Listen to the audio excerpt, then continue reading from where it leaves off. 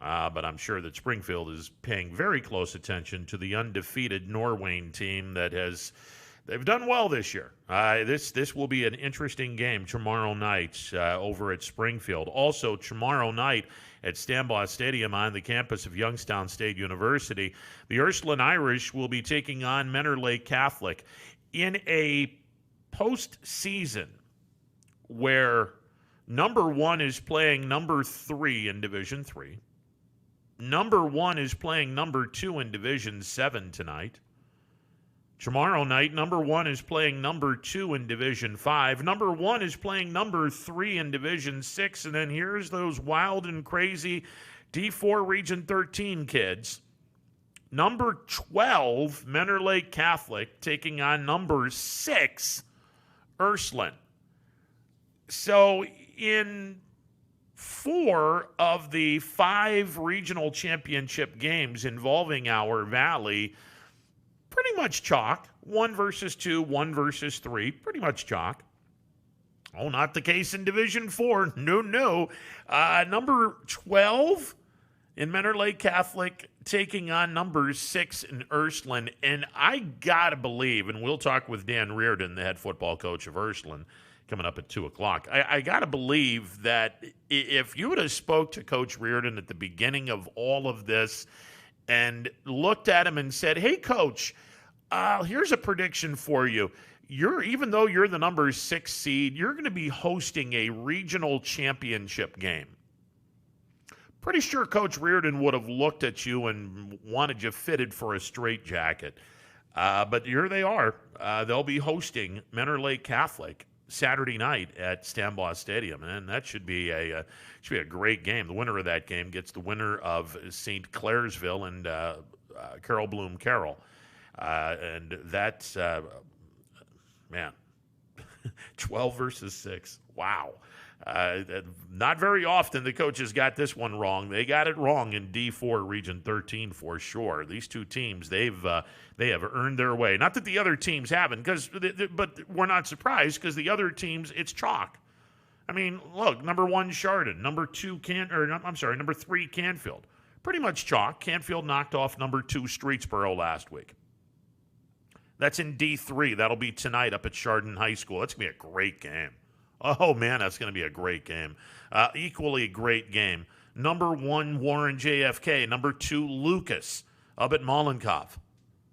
Both of those games getting underway at 7 o'clock. We'll have both of those games on ysnlive.com. And then tomorrow night, as we mentioned, number 1, Kirtland taking on number 2, South Range at Menor. Number 1, Springfield hosting number 3, Norwayne. I mean, all of that's chalk. There's no surprise there. And then you get to number 12, Menor Lake Catholic, and number 6, Ursuline. So we'll talk with Dan Reardon about Ursuline and the week of preparation going up against a team that, frankly, they've been similar, or they've been no stranger in the past in Menor Lake Catholic. Ursuline and Menor Lake Catholic have played each other more than a handful of times. But this one for a regional title, and this should be entertaining to say the least. All right, we've reached out to South Range coach Dan Yeagley. Hopefully we'll have Coach Yeagley on as well. The news was not good last night in the volleyball regional. For whatever reason, we seem to have a glass ceiling when we get to the regionals for whatever reason. But nonetheless, great years by Wellsville, Mineral Ridge, and Crestview. By the way, Crestview might have been a year ahead of schedule. Consider this. The Rebels have 5 of their 6 starters returning next year.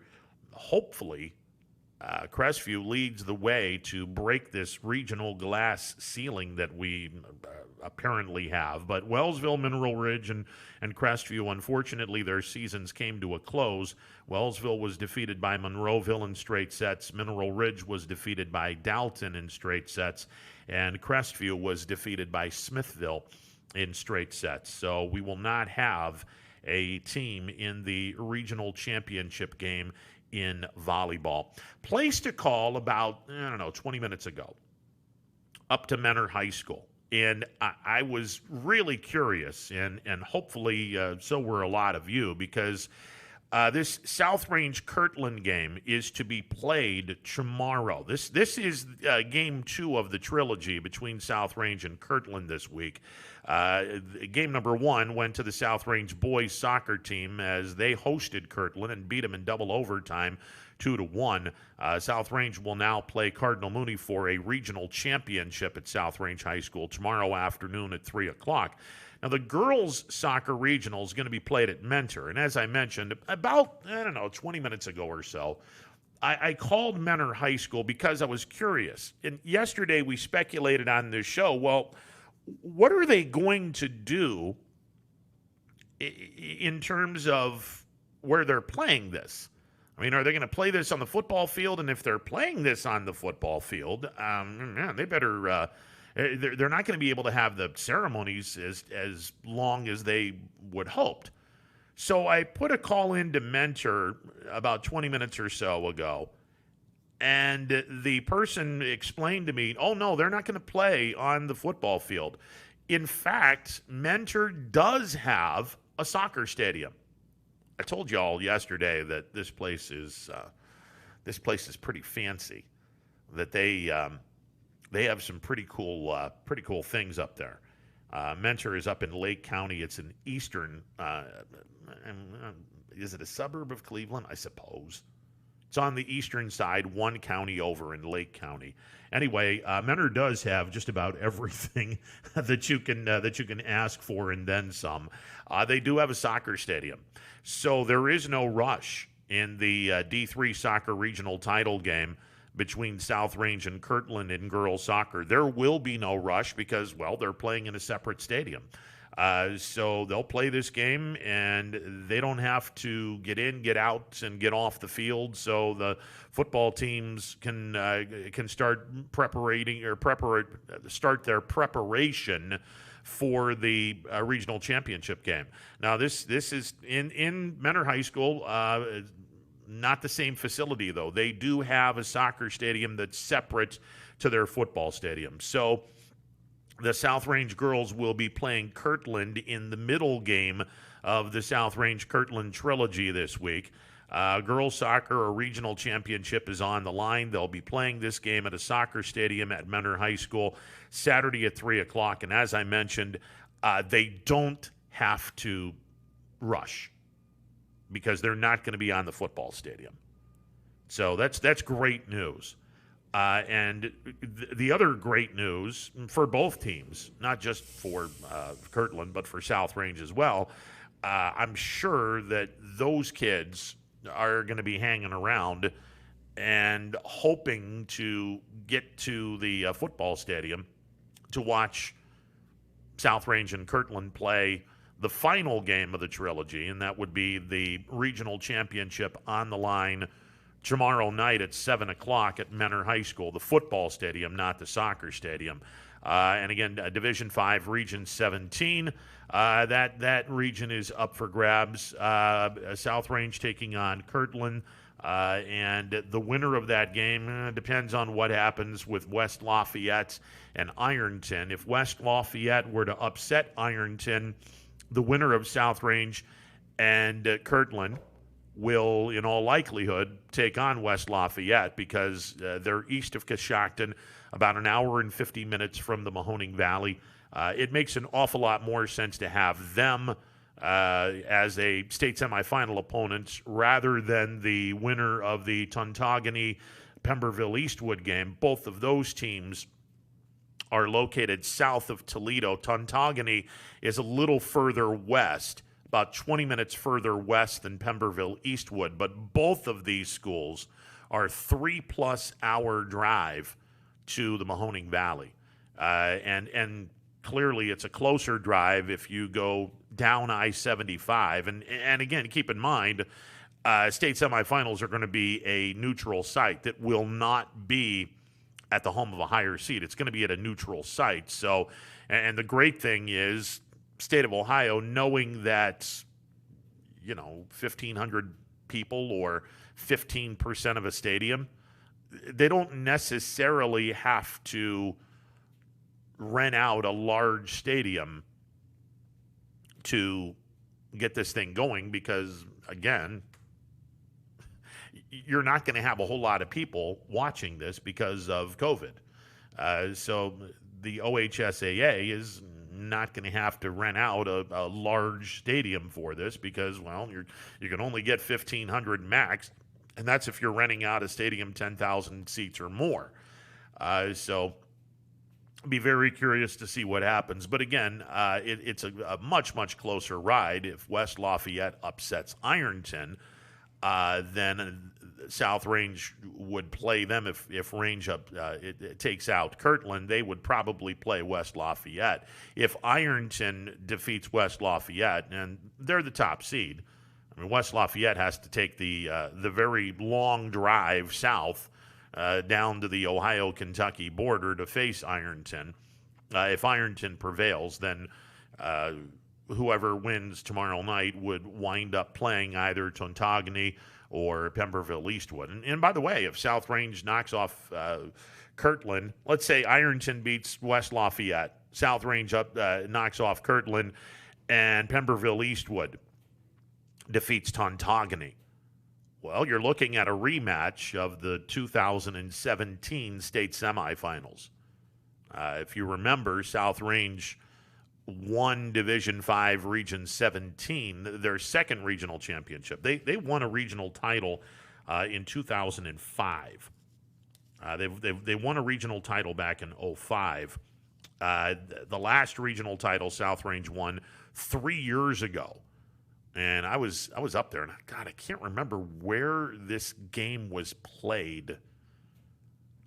South Range was able to win the game pretty convincingly, and then they played Pemberville Eastwood. They lost to Pemberville Eastwood in the state semifinals, and then Pemberville Eastwood lost to Wheelersburg, and Wheelersburg is the team that either later that same year or the year earlier, and I'm not 100% sure on this, South Range went to a state championship game in softball and wound up losing to Wheelersburg.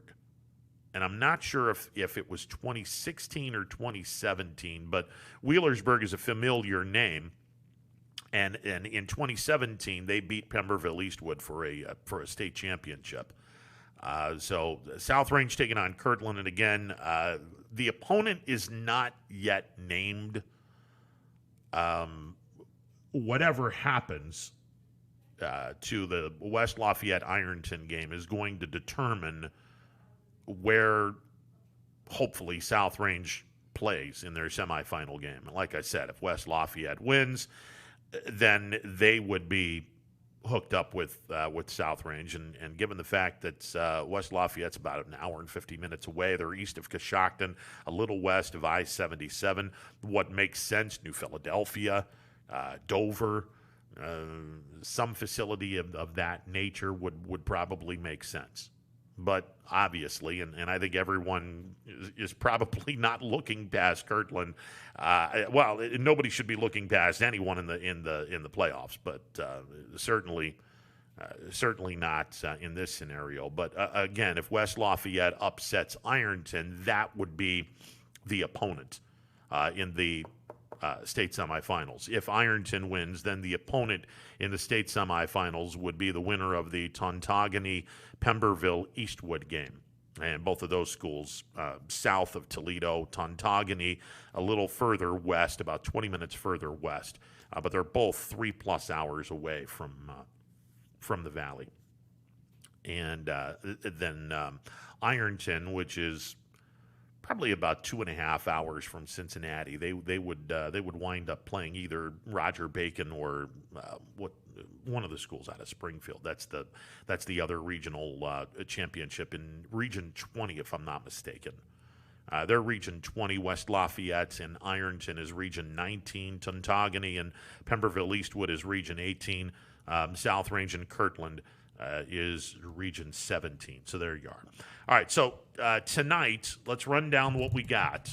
Tonight at Chardon, Canfield will be taking on Chardon.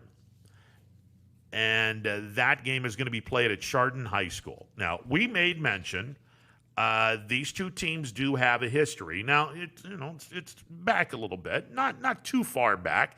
The seniors were freshmen in 2017. Canfield knocked off Chardon at Chardon in 2017, 31-14.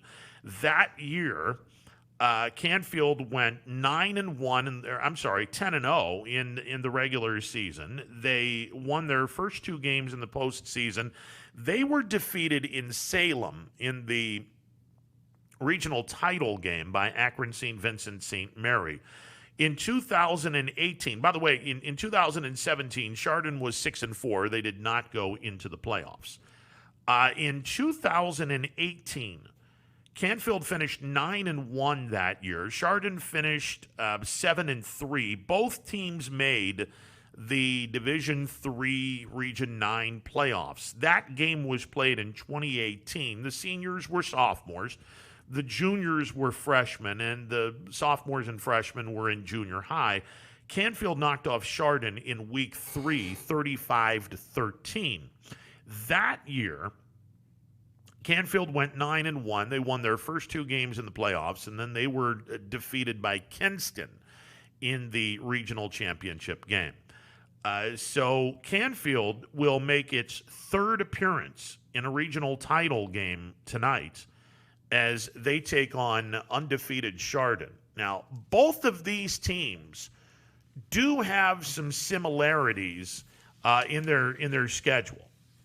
We were looking at the schedules, and both of these teams do have some similarities. Now, I don't like comparison shopping. I don't know about you guys. I mean, the only time I like comparison shopping is when food is on the line and I can get it cheaper. Comparison shopping in football can get you into a little bit of trouble, but the fact is, these two teams have played three common opponents. The first week of this season, Canfield shut out Howland 23-0. First week of the season. In the first week of the playoffs, Chardon defeated Howland 49-14. So Chardon getting a 35-point victory, Canfield getting a 23-point victory, but Canfield looking far more impressive on defense, at least numbers-wise. And again, numbers can be manipulated any way you want to. And again, we're just comparison shopping here. In week number 3 of the regular season at Kenston, Chardon defeated Kenston 37-6.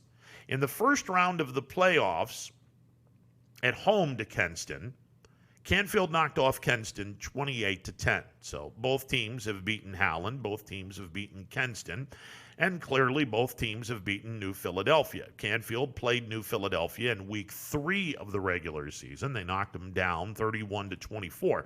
Now, put an asterisk next to that because it was 31-10. New Philadelphia scored 2 fourth-quarter touchdowns, one of which was very late in the fourth quarter, the other one about halfway through. In all honesty, the game was pretty much under control. New Philadelphia made a late charge, 7-point win for Canfield. The final score does not indicate the dominance. Last week, Chardon shut out New Philadelphia 31-0. Now, we had Mike Pavlansky on yesterday, and Coach Pavs, he was the first to say this. Man, we were just absolutely blown away by the fact that this team was able to shut out New Philadelphia, a team that Canfield played in week number 3. Now, clearly, Chardon is they're on a roll, but so is Canfield. I mean, both teams are 9-0. Look, I mean, how many people outside of Canfield and outside of the YSN community had their eyebrows raised when Canfield knocked off Streetsboro 24-6? I can tell you I didn't, because I thought Canfield was good enough to do this. And I honestly believe tonight this game is going to be the ultimate matchup of which team has the tempo, which team is going to dictate the tempo, and more importantly, up front, which team is going to impose their will on the other team in the battle of the offensive and defensive lines. And that's where the game is won or lost. I mean, look, you can sit back and go through 100 years of football and the 3 yards in a cloud of dust era to the era of spread them out and hit the open guy in which we're doing today. At the end of the day, the game of football is so simple. If you control the line of scrimmage, you pretty much are going to win this game. Now, the other aspect of it is, and this will be important, turnovers. You can't turn the ball over. When you get this deep into the postseason, you can't turn the football over. And I think that tonight is going to be one of those really entertaining type of games. Both teams are extremely physical. Both teams bring it. And I think this is just going to be a hell of a game. I really do. I think Canfield and Chardon is going to be, it's going to be an interesting affair at Chardon High School. Another game that I think is going to be an interesting affair is going to be in Division 7. Warren JFK is taking on Lucas. We spoke with Coach Perlogo yesterday on the show, and Coach Perlogo said something that honest to God, I did not expect him to say this, but he said that Lucas is on film the best team defensively that he's seen of all the opponents. Now, keep in mind, JFK's played a pretty impressive schedule. I mean, Garrettsville Garfield's defense is legit. Howland's defense, and again, you're going from D7 4 notches up to D3. That's a very a tough thing to do for a D7 program to go up 4 classes to play a D3 team. Whether the D3 team is record-wise good, great, mediocre, or whatever. Anytime a D7 team goes up 4 notches to play a D3 team, you have my attention because you're going significantly up in class. And he said, look, we played Howland. They got a good defense. We played the G-men at Garrettsville Garfield. They have a really good defense, but this defense on film is the best defense we'll play this year to this point. Okay. And Lucas runs that offense where you can't duplicate it.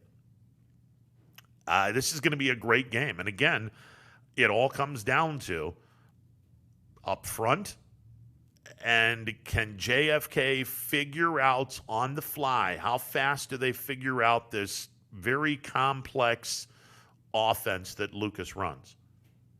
Look, I don't think that there's any question who the two best athletes are going to be on the field.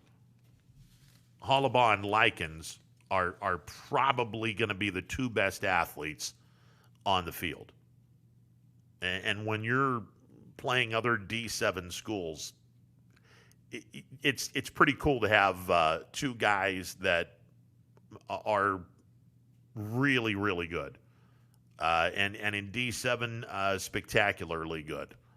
Hollabaugh and Likens are probably going to be the 2 best kids on the football field tonight, but going to take a little bit more than just that. Lucas, and I heard some people sit back and say they may not be as good as Dalton. Now I'm looking at this and wondering. JFK and Lucas, and here's a scary thought. Lucas lost a lot of kids last year. And a lot of folks are saying this team is 1 year is in the game 1 year early. Well, that's a comforting thought to everyone who's going to be playing D7 ball next year. But we'll see what happens tonight at Mollenkopf. The good news is it's at Mollenkopf, and when you're this far in the postseason, the comforts of home is an intangible that you must have. If you have an opportunity to have that advantage, the comforts of home, I think that advantage is pretty significant.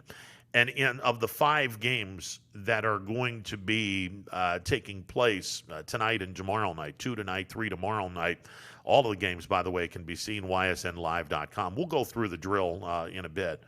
3 of our 5 teams are going to have the comforts of home. Springfield will be taking on Norwayne at Springfield tomorrow night. Ursuline will be taking on Menor Lake Catholic tomorrow night from Stambaugh Stadium. And tonight, Division 7, JFK is going to be hosting Lucas. And the comforts of home, that can't be discounted. That is something that is going to be very, very important. I don't know if it's going to be as important as what is going on the field, but it's an intangible that I don't think anybody can deny. But at the end of the day, you can throw out all the flashiness and all the other BS. At the end of the day, football is still won in 2 facets. Who wins the battle up front and who wins the turnover battle? And if you're able to do both, there is a very, very good chance that you ultimately win the game. By the way, the winner of the JFK Lucas game tonight gets the winner of Newark Catholic and Shadyside. And my teenage self is really hoping to see JFK play Newark Catholic in the state semifinals. If you're in your 50s and you graduated in the late 70s or early 80s, you can appreciate, if you're a fan of high school football, you can appreciate just how incredible Newark Catholic was back in the day when high school football wasn't spread out with 7 divisions. It was just 3 classifications. You had AAA, you had AA, and you had Class A. And in the mid-late 70s and into the early 80s, the gold standard in A-ball back then was Newark Catholic, this incredibly well-run, well-oiled machine down in Newark, Ohio, that just the fan base was insane, the talent was insane, and I don't think they're as impressive now as they were back then, but clearly they're in the regional championship game, and the inner teenager in me would love to see a JFK Newark Catholic setup in the state semifinals. We'll see what happens. Tomorrow night, as we mentioned, D4, Ursuline will be hosting Menor Lake Catholic. The winner of that game gets St. Clairsville and Carroll Bloom Carroll. And we'll ask Coach Reardon. We have him on at 2 o'clock this afternoon. If someone were to tell you before the playoffs started, oh, yeah, you're the 6th seed, but you're going to be hosting a regional title game. But here we are, hosting a regional title game. Craziness. Division 5, Region 17. We've talked about this all week long. I'll tell you what, man. If you want to make a statement statewide, get a victory over Kirtland. That wakes up everybody in the state of Ohio and says, "Ooh, okay." And truth be told, you look at the rest of the state, and look, Ironton last year went to the state title game and lost to Kirtland, and it would appear that Ironton is making a run back to the state championship game. But honestly, you get past Kirtland, the rest of the state in Division 5, no disrespect to anybody, the rest of the state, except maybe Ironton, doesn't look all that daunting. And even Ironton, if you get past Kirtland, a challenge, but it's not daunting. Daunting is what is going to take place Saturday night. You get past Kirtland, oh man, that opens the door for everything. It opens the door for everything, and that should be entertaining to say the least. And I will say this: there's no pressure whatsoever on South Range. None. There is no pressure on them whatsoever. All of that is on Kirtland. And the longer South Range is playing with Kirtland, the more pressure there is on the Hornets. There's no pressure on South Range. None. Absolutely none. Zero. Some people would say we're playing with house money. Okay, I love house money. House money is a beautiful thing. And while you guys are sitting back saying, okay, well, you're playing with house money, I'll take the house money and buy your house. Why not? So that game is going to be played at Menor at 7 o'clock. D6 regional championship game tomorrow night. We'll have Coach Guerrero on at 1:20. Springfield will be taking on Norwayne. I get the feeling there's some people that are wondering about this team. Here's what I'll say about Norwayne.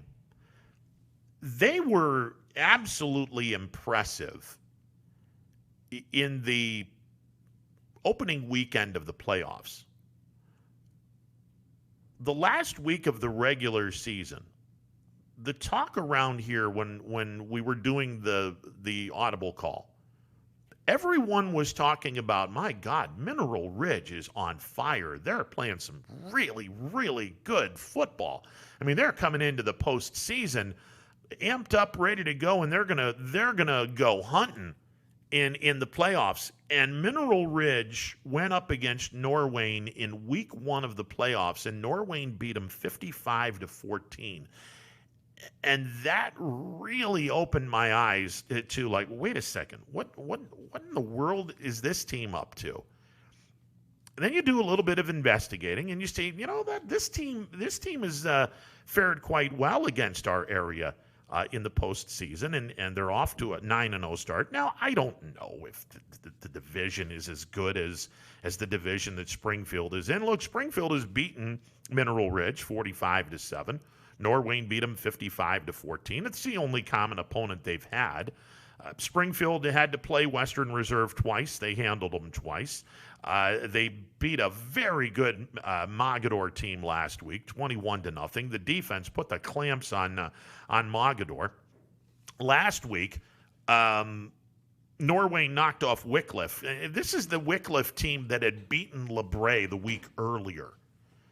And I was looking at the balance of what this team is about, and when we talked with Sean Guerrero at 1:20, there's a lot of similarities with this team offensively with Springfield. They both have a great balance. They're not afraid to throw the ball. They both have tremendously talented quarterbacks, and they both have a really good running attack, and they both bring it defensively. This is going to be a great game tomorrow night at Springfield, and it's just one of those. And the reoccurring theme with everything this week is, God, if we only had a clean opportunity for everyone to see these games. It's such a shame that you're only going to be able to get 15% of the crowd. Now, it's great news for us, don't get me wrong, because, ysnlive.com, you can watch the game, and we'll get into that in a little bit. But, man, there's some great football to be played. 5 very, very good football games to be played. 2 tonight, 3 tomorrow night. And this is going to be fun. This is going to be a lot of fun. Now, here's the deal. Tonight, you've got 2 games on the docket. You have 2 games on the docket tonight. Division 3, Region 9, arguably the best region. Forget about the divisions. It's arguably the best region of all the. Help me out here. 28 regions across the state of Ohio. 4 regions, each division, 7 divisions. 7 times 4 is 28. Yeah, my Leetonia education, pretty good. Of the 28 regions, Region 9 might be the most stacked region in the state of Ohio.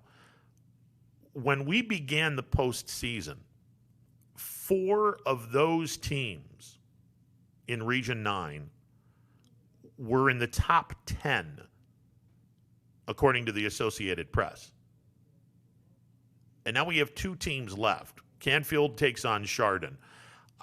You can watch this game tonight. You can also watch the Division 7 regional championship game as Lucas will come to Warren to take on Warren JFK.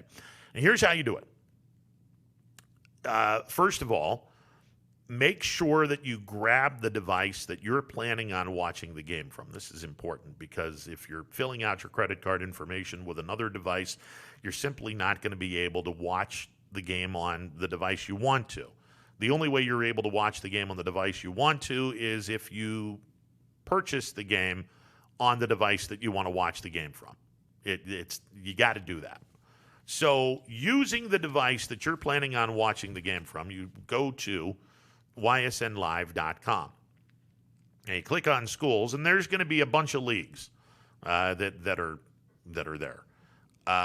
For JFK, I'm almost positive you got to click independent. Well, same thing with Canfield, because both teams are independent. In fact, no, Canfield doesn't have a league. JFK doesn't have a league. So you'd have to click on independent, and the independent schools drop down. If you pick Canfield or JFK, whichever one you pick. If you're a Canfield fan, you want to see the Canfield Chardon game. Clearly, you're going to pick Canfield. It's $9.99.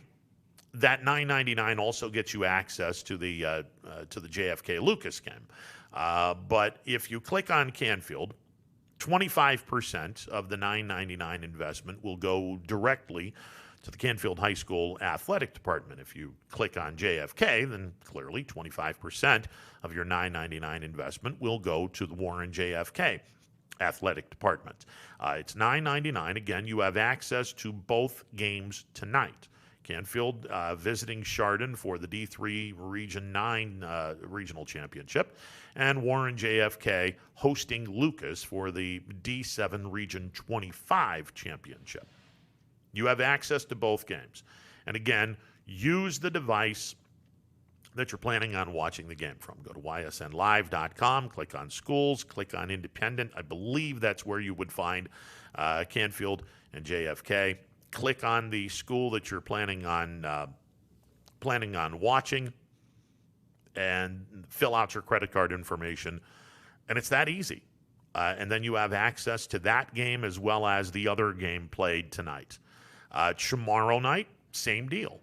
Tomorrow night, if you want to watch Ursuline, you go to ysnlive.com, click on schools, click on City Series, or I'm sorry, Steel Valley. It's not City Series, it's Steel Valley. My mistake. Sorry about that. My throat was starting to go off. You would click on Steel Valley. There's Ursuline. Click on it. Fill out your credit card information, and then you can watch the Ursuline game from Stambaugh Stadium as they host Menor Lake Catholic. You would also have access to the Division 5 game up in Menor between South Range and Kirtland. You would also have access to the Division 6 game at Springfield between Springfield and Norwayne. Same thing if you're a South Range fan. If you're a Springfield fan, make sure you are using the device that you are planning on watching the game from. Make sure you're doing that, because otherwise, if you use this and you got an iPad, you're not going to be watching the game from the iPad. You're going to be watching the game from this. You don't want that. If you want to watch the game from your iPad, you got to use your iPad to fill out your credit card information. But again, go to ysnlive.com. If you are a South Range fan, you would simply click on schools, click on the Northeast 8 Conference, and then find South Range, click on that, fill out your credit card information. 25% of the $9.99 investment would then go to the South Range High School Athletic Department, and you can watch South Range take on Kirtland. And you would also have access to the other 2 games. So it's real simple. That's what you need to do. If you're a Canfield or JFK fan tonight, $9.99 will get you both games. And if you are a Ursuline, Springfield, or South Range fan, tomorrow night, $9.99 will get you access to all 3 games. All right, 330-886-0813. The MP Vivo Heating and Air Conditioning Hotline is open for a business. We'll take a timeout, be back with more. It's a Football Friday edition of Running Point, presented as always by Greenwood Chevrolet on Mahoning Avenue in Austintown. We're back in a bit. Stick around. 21 News. Let's get right to our top story tonight. More experienced reporters. A new Wilmington restaurant. GM Lordstown. Telling more local stories. We'll look at efforts Boy is recovering from a broken around our valley. Community in Niles. We are here in Youngstown, right up. Because you expect It's important for everyone. No place like home. more local news. In Mercer County Before Court. they become life-threatening. 21 News is our valley's #1 local news. Welcome home to a home made homier with Baird Brothers Fine Hardwoods. Inspiration starts at BairdBrothers.com and is turned into reality when high-quality hardwoods are delivered right to your home. Baird Brothers has the latest design trends: shiplap and skinny lap interior siding, antique oak rustic flooring, and, well, you'll find them all at BairdBrothers.com. Ordered easily, delivered conveniently, enjoyed comfortably. BairdBrothers.com. Attention football fans, order Coca's Pizza tailgate package for only $54.99. You'll receive 24 slices of our delicious cheese pizza, 20 jumbo wings, and 2 of our famous foot-long pepperoni rolls. Coca's Pizza, we serve it hot. Hi, this is Tommy Clem, owner of WRS Insurance Solutions. WRS Insurance Solutions is a local independent agency that specializes in life, Medicare, long-term care, and disability products. Call us at 330-953-3722 or visit us at wrsinsuranceSolutions.com to learn more. Good luck to all the student athletes in the Valley. Your Armstrong services are more important than ever.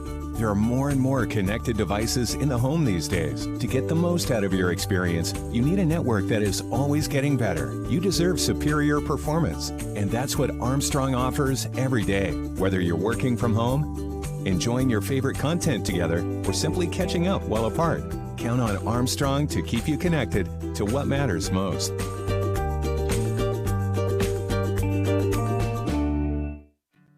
To Greenwood Chevrolet because I was really interested in looking at the tracks. Because I wanted my dream truck. Because I've been going there for 20 years. I think whenever we go there, whatever car we're looking for, they have tremendous inventory. If you're looking for people who care about you, Greenwood is the place to go. You know, it's like family there. The girls know me in service. It's Miss Kim in the Tahoe. I'm really happy that I went to Greenwood Chevrolet. Because they really went the extra mile for me. Now we're going the extra mile for you, only at Greenwood Chevrolet. For heating, cooling, and indoor air quality, the Mahoning Valley trusts MP Vivo Heating and Air Conditioning, offering worry-free repair, service, and installation. Call MP Vivo today for a free estimate. MP Vivo Heating and Air Conditioning, we're your energy-efficient experts.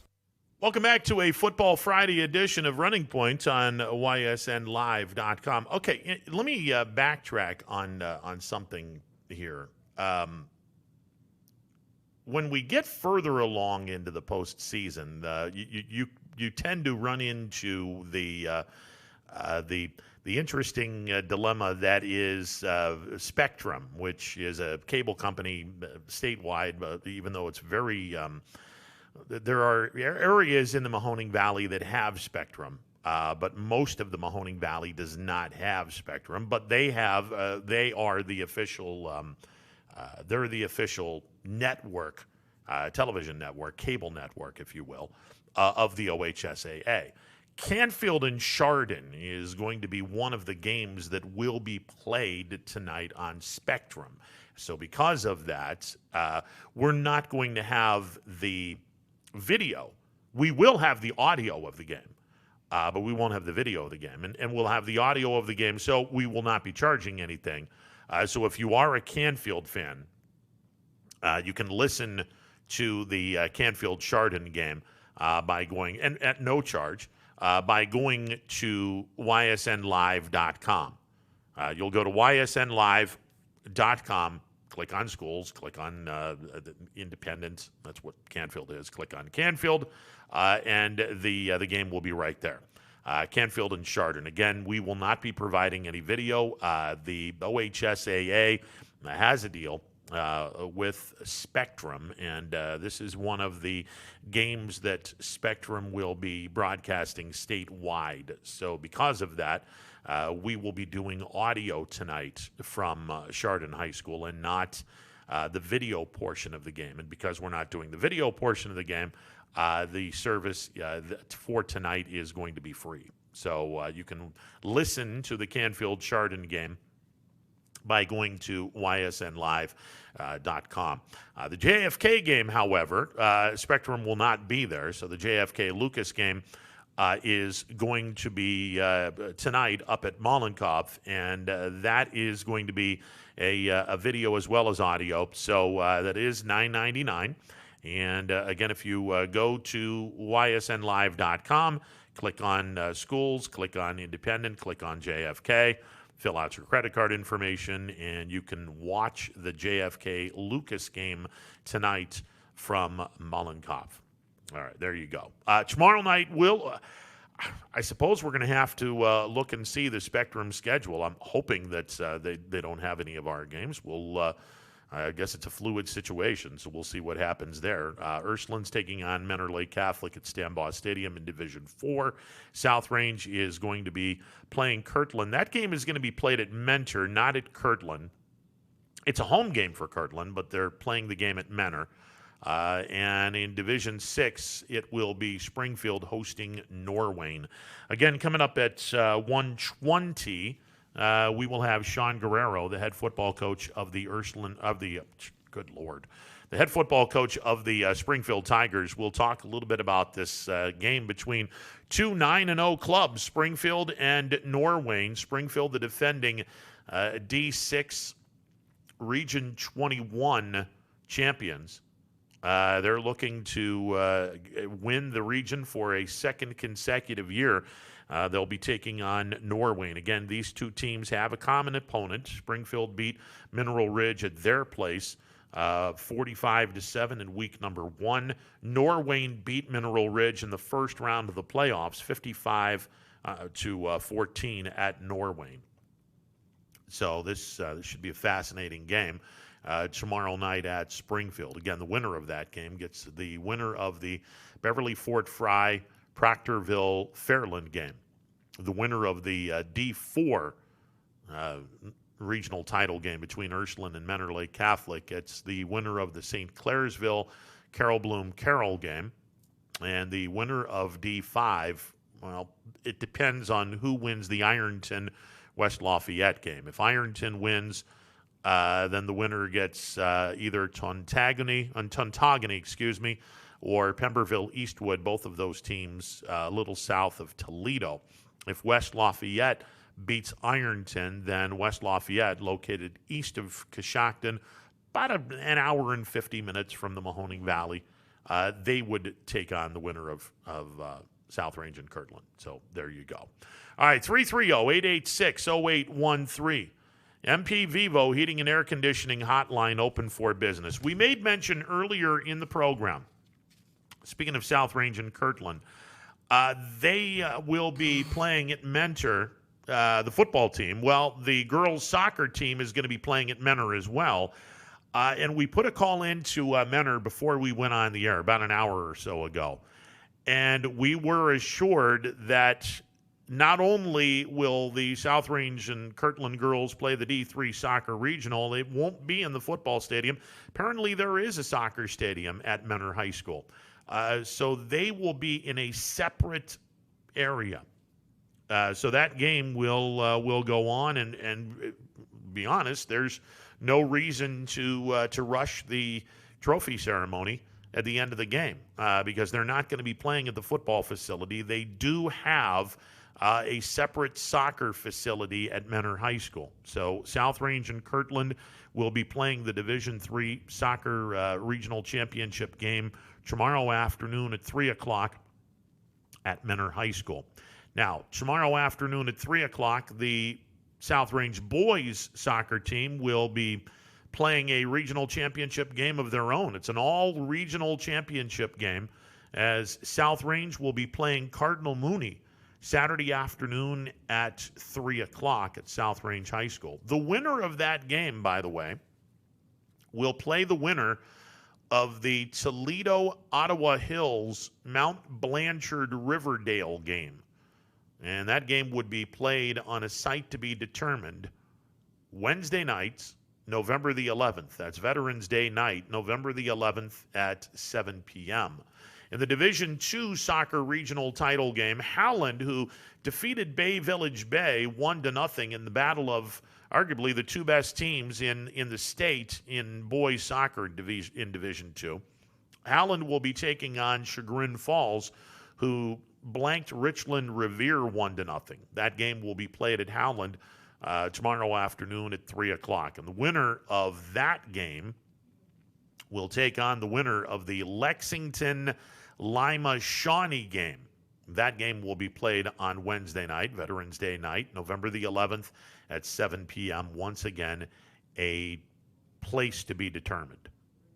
So, not sure where the state semifinals are going to be played, but if Howland were to be victorious over Chagrin Falls, they get the winner of Lexington and Lima-Shawnee in the D2 state semifinals. If Mooney or South Range wins, and it's great to have an all-local matchup because we're guaranteed a team in the state semifinals in boys soccer, Division III boys soccer. We are guaranteed to have a team in the state semifinals. The winner of the Mooney South Range game takes on the winner of Toledo, Ottawa Hills, and Mount Blanchard, Riverdale. Veterans Day night, November the 11th, Wednesday at 7 p.m. So best of luck to Mooney and South Range playing in the D3 soccer regional title game in boys soccer tomorrow afternoon at 3 o'clock. Best of luck to the Howland boys as they take on Chagrin Falls in the D2 soccer regional championship game tomorrow afternoon at 3 o'clock at Howland High School. And best of luck to South Range as the South Range girls will be in the D3 soccer regional title game. They take on Kirtland. Round 2 of the South Range Kirtland trilogy. South Range is up 1-0 in the trilogy right now. I feel like this is Fraser and Ali. Hopefully, this is not hopefully this is not the same pattern. If you remember, in the Ali Fraser trilogy, Fraser beat Ali at Madison Square Garden in 1971, and then they fought 2 more times, and Ali beat Fraser. So you don't want the Ali Fraser trilogy to, turn out like it did for this particular aspect, because then the wrong team wins for 2 straight times. You don't want that. The girls D3 soccer regional title game for Menor High School, again, in a separate facility. They're not playing on the football field. They'll be playing in a soccer stadium. Yeah, Menor has a soccer stadium as well as a football field. Good Lord. Love to be in that school district with all that money. South Range playing Kirtland D3 soccer regional title game tomorrow afternoon at Menor High School at 3 o'clock. And then tomorrow night at Menor High School in the football stadium, South Range will be playing Kirtland for the D5 Region 17 Championship and a trip to the state semifinals. This will be, if South Range wins tomorrow night, this would be their 3rd regional title since 2005. They won a regional championship in 2005, and they won their last regional championship game in 2017, 3 years ago. So best of luck to South Range. And again, also tomorrow night, D4 regional championship game. Ursuline will be hosting Menor Lake Catholic. I still can't believe those 2 teams are hosting each other. I still can't believe Ursuline's hosting this game. They're the 6th seed. How the hell did that happen? Well, a lot of upsets. Menor Lake Catholic is the 12 seed. Ursuline's the 6th seed. Ursuline will be hosting Menor Lake Catholic. And in Division 6, Springfield will be hosting Norwayne. And we will be hearing from Sean Guerrero, the head football coach of the Springfield Tigers, coming up at 1:20. Dan Reardon from the Ursuline Irish will be calling in at 2 o'clock. The MP Vivo Heating and Air Conditioning Hotline open for business, 330-886-0813. Take a time out. Be back with more. Stick around. Hello, I'm Greg Burbick with G. Burbick Farms. For the last 100 years, my family has farmed in Columbiana and Mahoning counties. I began raising cattle in 1996 with the goal of providing a better product for you and your family on the dinner table. Our grass-fed and grain-supplemented Black Angus beef are raised with no hormones, steroids, or antibiotics. We're known for our hometown-friendly service and incredible tasting products. We're locally owned and have customers across the tri-state area. Our products go from our farm to your family. Stop by our farm on New Buffalo Road or visit us on the web at gburbickfarms.com. Don't forget to like us on Facebook. G. Burbick Farms, it just tastes better.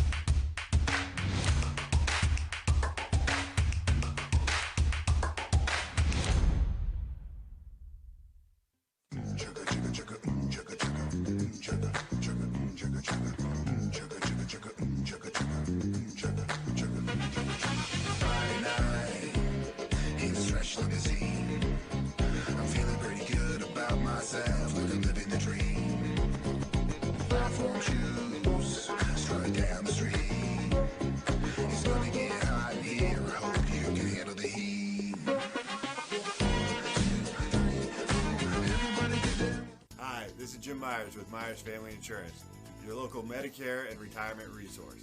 We're excited to have sports back. Whether you're on the field or cheering from the stands, sports unifies communities and brings hope for the future. We're all one team working together. At Myers Family Insurance, we know the importance of a great team. Our team continues to grow to help you with your Medicare and retirement needs. The annual election period is October 15th through December 7th. Now's the time to make sure your plan continues to meet your needs for the upcoming year. Call today. WRS Wealth Advisors, the area's premier wealth and retirement specialists. Located on South Avenue in Boardman.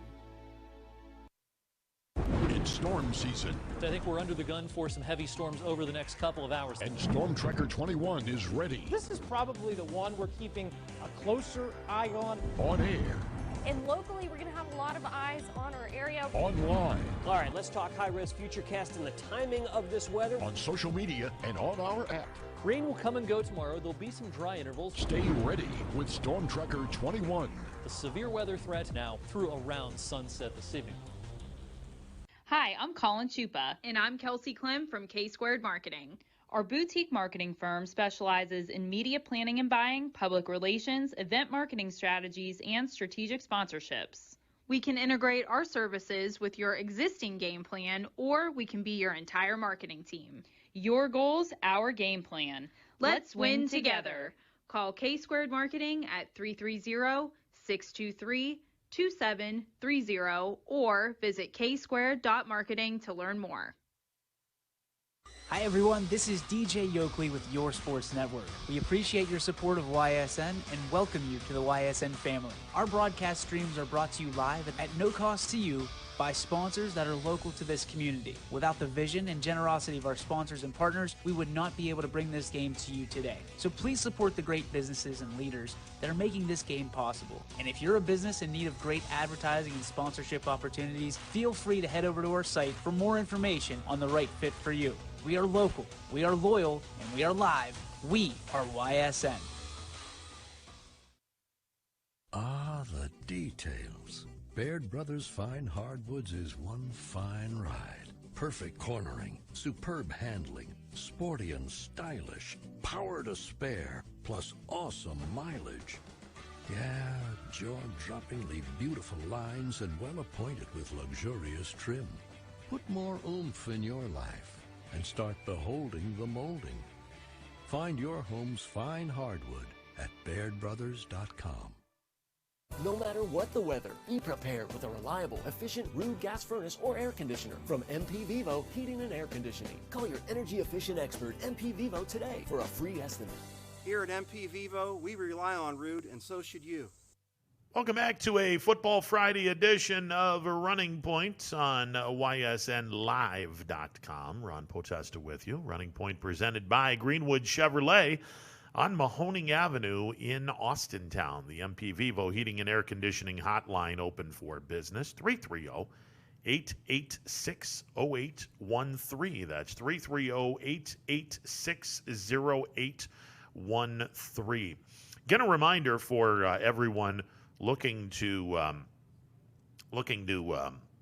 watch the Canfield Chardon game. We will not have video tonight in the Canfield Chardon game. This is one of the games that Spectrum has decided to broadcast, and Spectrum has a deal as the official television provider, or cable provider, if you will, of the OHSAA. So because of that, they have a deal with the OHSAA. So we are not allowed to show the video. So we will have the audio of the game at Chardon between Canfield and Chardon, and that service will be free. You will not have to pay $9.99 for the Canfield Chardon game. That service will be free. Just go to ysnlive.com, click on schools, and then click on Canfield, and you'll be able to listen to the Canfield Chardon game from Chardon High School. And again, we're not able to show the video of that game because Spectrum has a deal with the OHSAA. So one game that we are going to be able to do, the other game I should say, that we are going to be able to do the video as well as the audio is up at Mollenkopf between Warren JFK and Lucas. So if you are a JFK fan, you are going to be able to watch this game as well as listen to the game. You have your broadcasters, and then you have the video to go along with it. So it's like, it's a TV broadcast, only it's on the internet. JFK taking on Lucas. Go to ysnlive.com. Use the device you're planning on watching the game from. Go to schools. Once you get on ysnlive.com, go to schools. Click on independent, because JFK is an independent. And then click on Warren JFK, fill out your credit card information, and you will be able to watch the game from Mollenkopf Stadium as Warren JFK is hosting Lucas in the Division 7 Region 25 championship game. And then Divisions 4, 5, and 6 are tomorrow night. Ursuline will be hosting Menor Lake Catholic tomorrow night from Stambaugh Stadium. South Range will be playing Kirtland from Menor High School. And in Division 6, Springfield will be taking on Norwayne, a couple of 9-0 teams doing battle, and that game will be played at Springfield High School. Last night, unfortunately, the 3 remaining teams in girls volleyball were all defeated in straight sets. Division 4 regional semifinals from Uniontown Lake High School saw Monroeville defeat Wellsville in straight sets, and Dalton defeating Mineral Ridge in 3 straight. So Wellsville and Mineral Ridge were both beaten last night in straight sets. And then in Division 3, the regional semifinal from Barberton High School, Crestview was eliminated by Smithville in straight sets.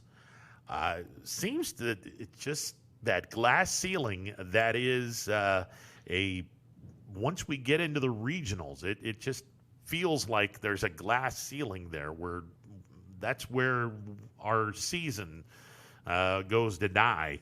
And hopefully someone breaks that glass ceiling. And I'll tell you what, Crestview's got a good chance of doing that. 5 of their returning, of the 6 starters, 5 of them are going to return next year. And this Crestview team, and all 3 of them, very talented. They got to the regionals, and anytime you can get to the regionals, that's saying something. Hopefully, one of these teams will be able to break that proverbial glass ceiling and get us into a regional title game and then win a regional championship. It's been a while since we've had a team go to the state semifinals, and hopefully one of our teams will be able to do that in volleyball. But our volleyball season is over. Wellsville, Mineral Ridge, and Crestview all losing in straight sets last night in the regional semifinals. Wellsville and Mineral Ridge in D4, Crestview in D3. And hopefully next year we'll get a team into the Final Four. That would be nice. Tomorrow afternoon, as we mentioned, soccer galore. The D3 girls soccer regional title game, South Range and Kirtland. They'll play at Menor. No, not at the football stadium. They do have a soccer stadium opposite or separate from their football stadium. So South Range will be playing Kirtland on the soccer field. The winner of that game goes to the state semifinals. Meanwhile, in the boys Division II soccer regional title game, Howland coming off their victory over Bay Village Bay, they'll play Chagrin Falls. That game will be played at Howland High School. If Howland wins, they play the winner of Lexington and Lima Shawnee Wednesday night, November the 11th, Veterans Day night at 7 p.m. at a site to be determined.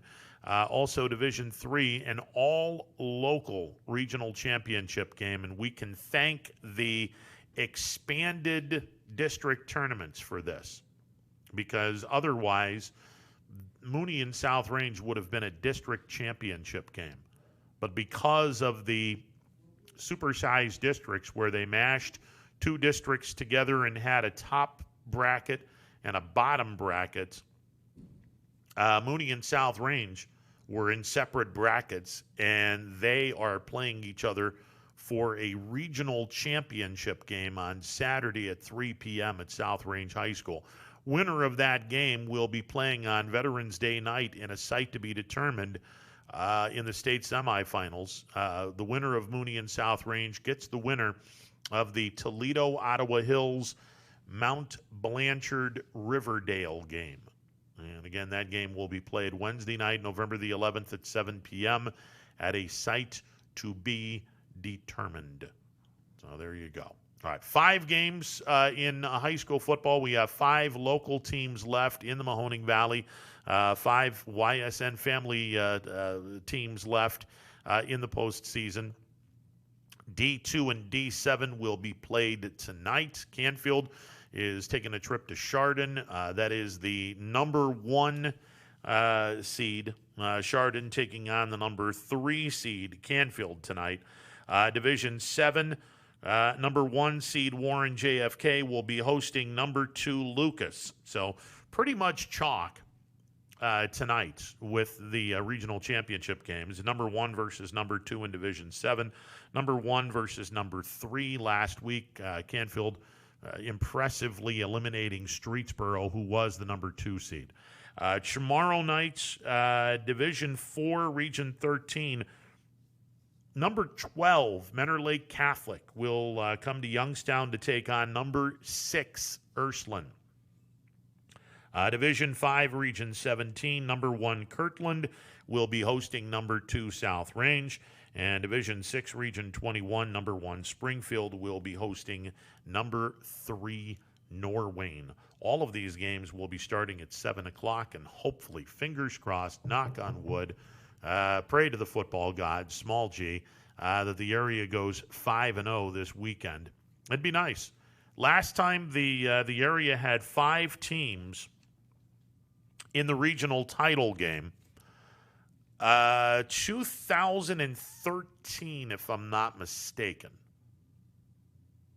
Oh, God. Mooney was in this. I want to say Crestview was in this. I know Western Reserve was in this. Who are the other 2? Fitch and Hubbard, I think. Anyway, you got 5 teams. Last time it happened. And I know Western Reserve and Mooney went to the state semifinals. Western Reserve lost in the state semifinals. Mooney went to the state championship game, and that was the year they were beaten by Clinton Massey. But that's the last time our area had 5 teams playing for a regional championship. And the last time it happened, we had 2 teams move on to the state semifinals. Hopefully we get more than 2 teams.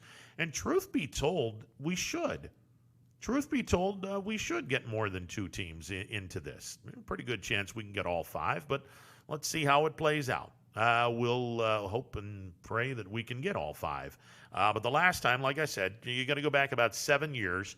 The last time we had 5 teams into the regional championship round. All right, 330-886-0813, the MP Vivo Heating and Air Conditioning Hotline, open for business. Springfield coach Sean Guerrero will be chiming in at 1:20.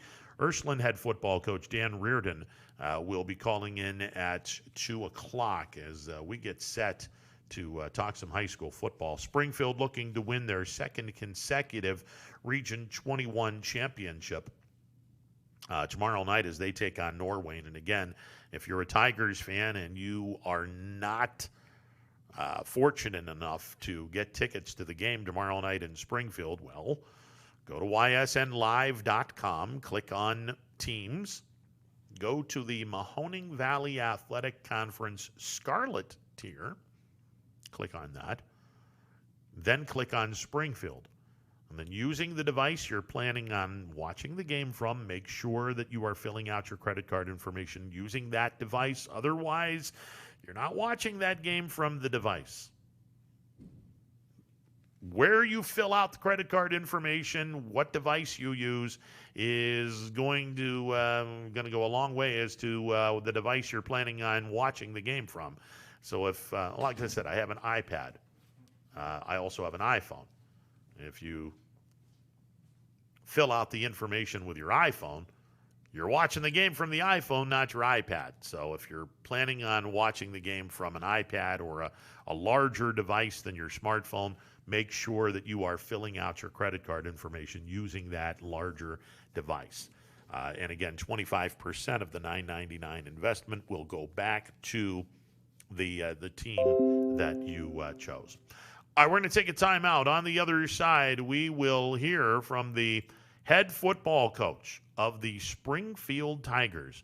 Tigers are in their 2nd consecutive regional championship game.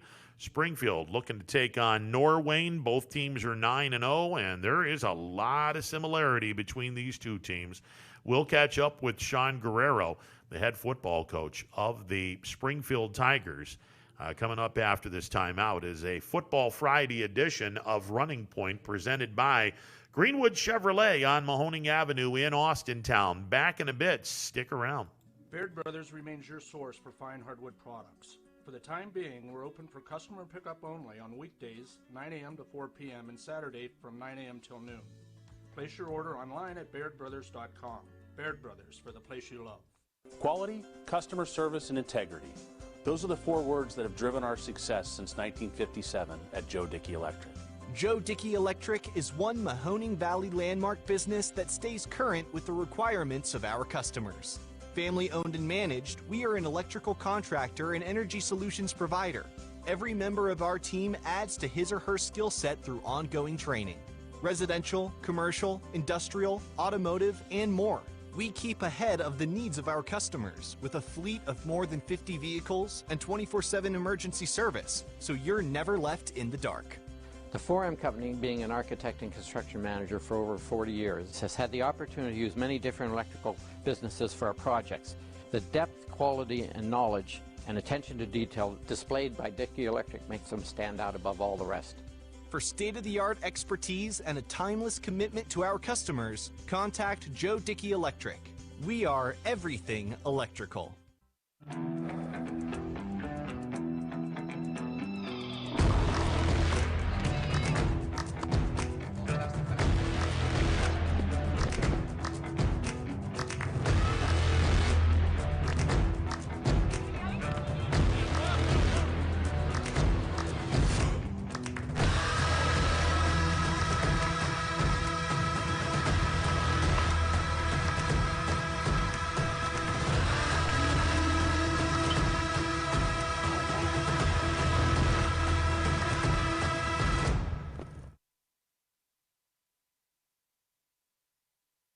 Armstrong Local Programming has always delivered an exclusive and unique perspective on the very best events your region offers.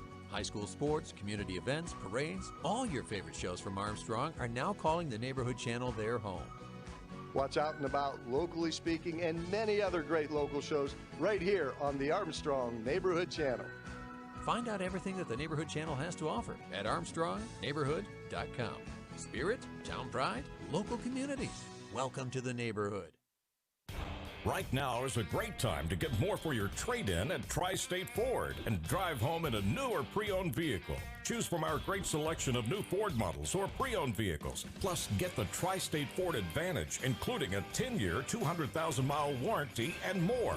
At Tri-State Ford, we'll pay you top dollar for your trade, but you don't have to purchase one of ours to sell us yours.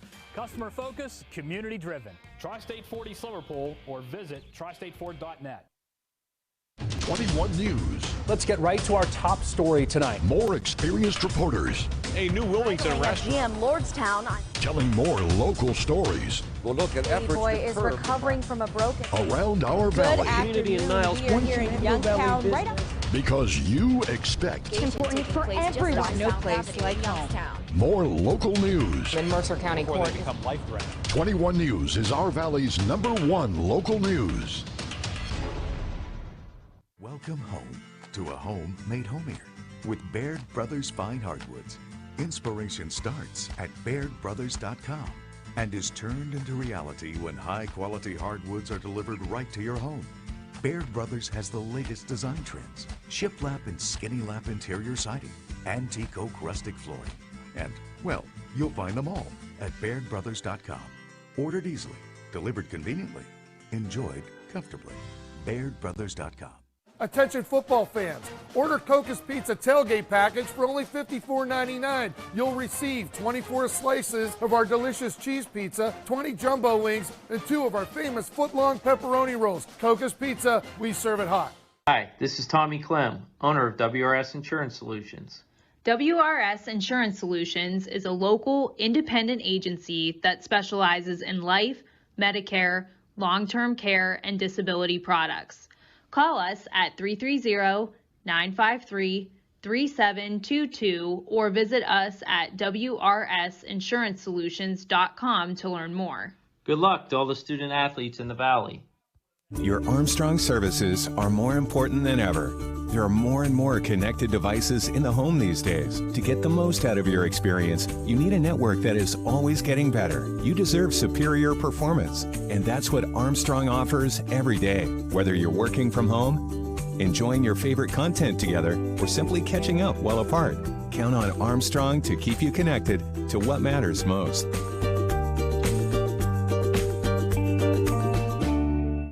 Welcome back to a Football Friday edition of Running Point on ysnlive.com, brought to you by Greenwood Chevrolet on Mahoning Avenue in Austintown. Tomorrow night at Springfield High School, the Tigers will be taking on Norwayne. Springfield looking for their second consecutive regional championship. And to talk about this game, we bring in the head football coach of the Springfield Tigers, Sean Guerrero. Coach, how are you today?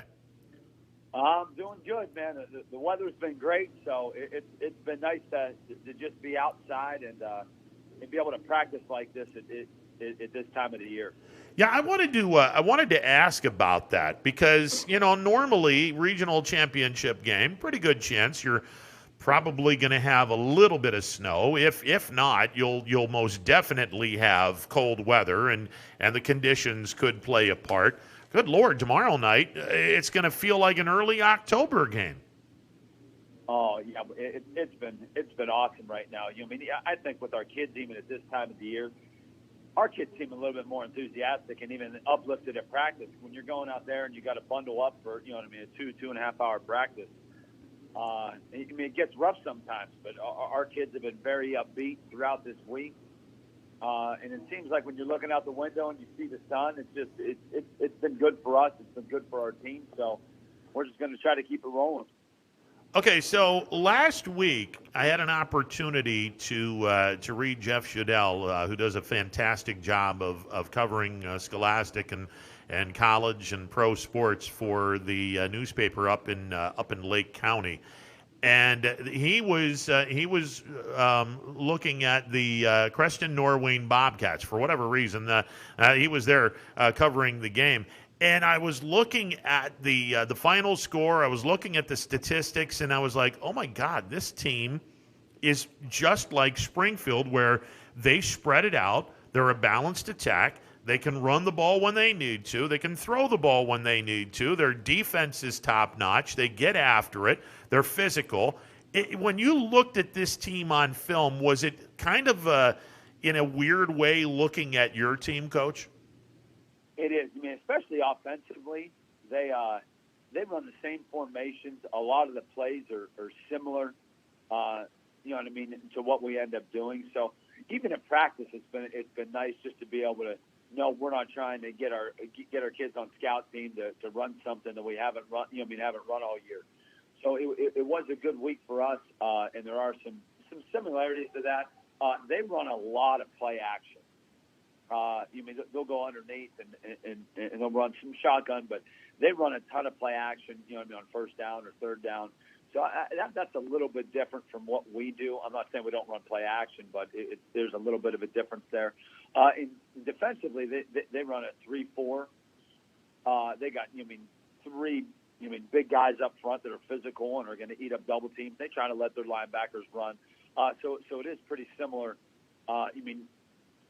Defensively for us. So it's been a good week of practice. Like I said, I think our kids were happy that the sun was out this week and we were able to practice and not have to travel. So I think our kids will be ready for tomorrow night and more excited for the opportunity to play Norwayne, who's a good team, and we're excited to have another home game. You bring up the home game and the familiarity, and I think that the longer you go into the postseason, especially when you get to the regional championship game, it's an intangible that, honestly, Coach, I think it's worth a point or two, maybe more. Now, in a COVID world, you're not going to have as many people having some fun at the stadium, but still, the familiarity, it's got to be worth at least a couple of points. Well, I'm going to say with our fans, and last week, you could tell that they were up and ready to go. What is it? 300 people that were up there were loud. I know even on some third downs, I'm like, I had to turn around to make sure it was the same people up there, but they were loud last week, and you could tell it was a playoff atmosphere. I know our kids appreciate that. Our coaches do too, but you could tell that it was playoff time, and they were screaming and yelling, and I was glad, to have them, and we're fortunate enough, to have them at a home game. You brought up the fact that Norwayne loves to do play action. Well, now play action is a wonderful thing as long as you've established the run. And I guess the obvious point, if we can do Captain Obvious for a second, you stop or significantly slow down Norwayne's running attack, and that play action is no longer effective. Well, I hope you're right. And that's the game plan. Obviously, at this time of the year, you want to be able to stop the run, but I think Coach Indorf does a great job of not just giving the ball to one person. They have a bunch of skilled kids that all kind of touch the ball, so you can't really just kind of have your eye on one person. So he mixes it up, and they do a good job. So our kids are going to have to be disciplined. We've talked about this all week. Whether we're in man or whether we're in zone, we got to make sure we keep our eyes on our keys and we don't let any big plays happen. And I think that'll be the difference in this game on who gives up the big play or who has any turnovers on that. So if our kids are disciplined enough, I think we'll be able to rally to the football and stop them on defense. And our defense has continually gotten better over this run. So we're going to hopefully rise up to the occasion and play another great game. Coach, have they offered any clues with the offensive line? Because, I learned long ago, follow the guard, he'll lead you to the ball. Do they have pulling guards, and do they offer any clues as to where they're going? Well, Norwayne's going to do something a little bit different. They pull their tackles a lot on some of the stuff, that they end up doing, or that's kind of their big tendency. But they run zone, they run, power or Dave, or if you want to answer that down scheme for that, but they still run some toss, some jet sweeps. So, like I said, they mix it up good enough where we're not going to be able to key off one thing. off of that. But we just got to make sure we're gaps down and we're firing off the ball. And hopefully, in the trenches, we have to recreate that line of scrimmage and win that battle and let our back seven run to the football. Now, offensively, you made mention there are 34 that they run. They got 3 big guys up front. Obviously, the key is going to be to try to get as few kids to neutralize those 3 guys so they can get after the linebackers so they don't start filling the gaps. Defensively with those 3 big guys, they have a good linebacking core that, they blitz a lot and they stun a lot and do some things of that nature. So we just got to make sure we're in the proper, we take the proper steps, and we got to make sure, who we have or what gaps we're stepping to for us. So I think it'll be a great challenge for our kids just to make sure mentally, and I think that was what we focused on this week. If they were going to twist or blitz or anything, we got to make sure that we communicate up front. If there's any tells that they end up giving, I think our kids do a great job of that too. Even after we get a series or 2 into the game, they'll start talking to us, hey, we got to make sure we watch this, or this guy cheats up a little bit, or this. I think our kids do a great job communicating with us to make sure we're putting ourselves in good situations. And that's where you have to have a quarterback that's going to be able to look at the coverages, look at the possible disguising of the coverages, and well, you got a pretty good one in Bo Brungard. There's no 2 ways about that, Coach. Coach, are you there? Coach? Uh-oh. Yeah, okay. Let's see if we can reestablish communication with the head football coach of the Springfield Tigers. Let's see. I think he is calling in. Yep, he is. Coach, I don't know what happened there. I don't know. I don't know. My phone just went out. I apologize for that. No worries. No worries. I was letting you know. Obviously, when you have a defense that loves to be adventurous in terms of disguising coverages and blitzing and stunning and all that, you better have a good quarterback to decipher all of that. And well, you got a good one in Bo Brungard, and that's got to be a certain comfort level, knowing that he can pretty much decipher anything going on defensively. Yeah, I agree with that. I think Bo does a good job, and I think with that is having our offensive coordinator and his dad being able to go over some stuff maybe at home or make sure we talk about different things. I think that's a bonus in our favor too. But with Bo having the experience that we had last year and having those 15 games for, I bet you we saw about every coverage or every different defense last year. So and that's where I think for him, that's where he's probably improved the most, making sure what scheme we're at or we're going to pass the ball, where the ball has to go to and what coverage. So, he's definitely a student of the game, and he's definitely stepped up at that part of it mentally. And that's one of the huge reasons why Springfield is one of the odds-on favorite to get back to the state championship game. It was so obvious that last year the run you guys made, you were able to get all of that experience with a sophomore at quarterback, and now he's a year older. He's a lot more mature. He's, as you said, Coach, he's seen just about every defense you can see. So it gives you guys a really good comfort level. Oh, it does, and being able to make sure. And if you would see our playbook now being this far into it, I think both of our staff and Coach Slopek and Coach Brungard do a great job of pushing our kids mentally.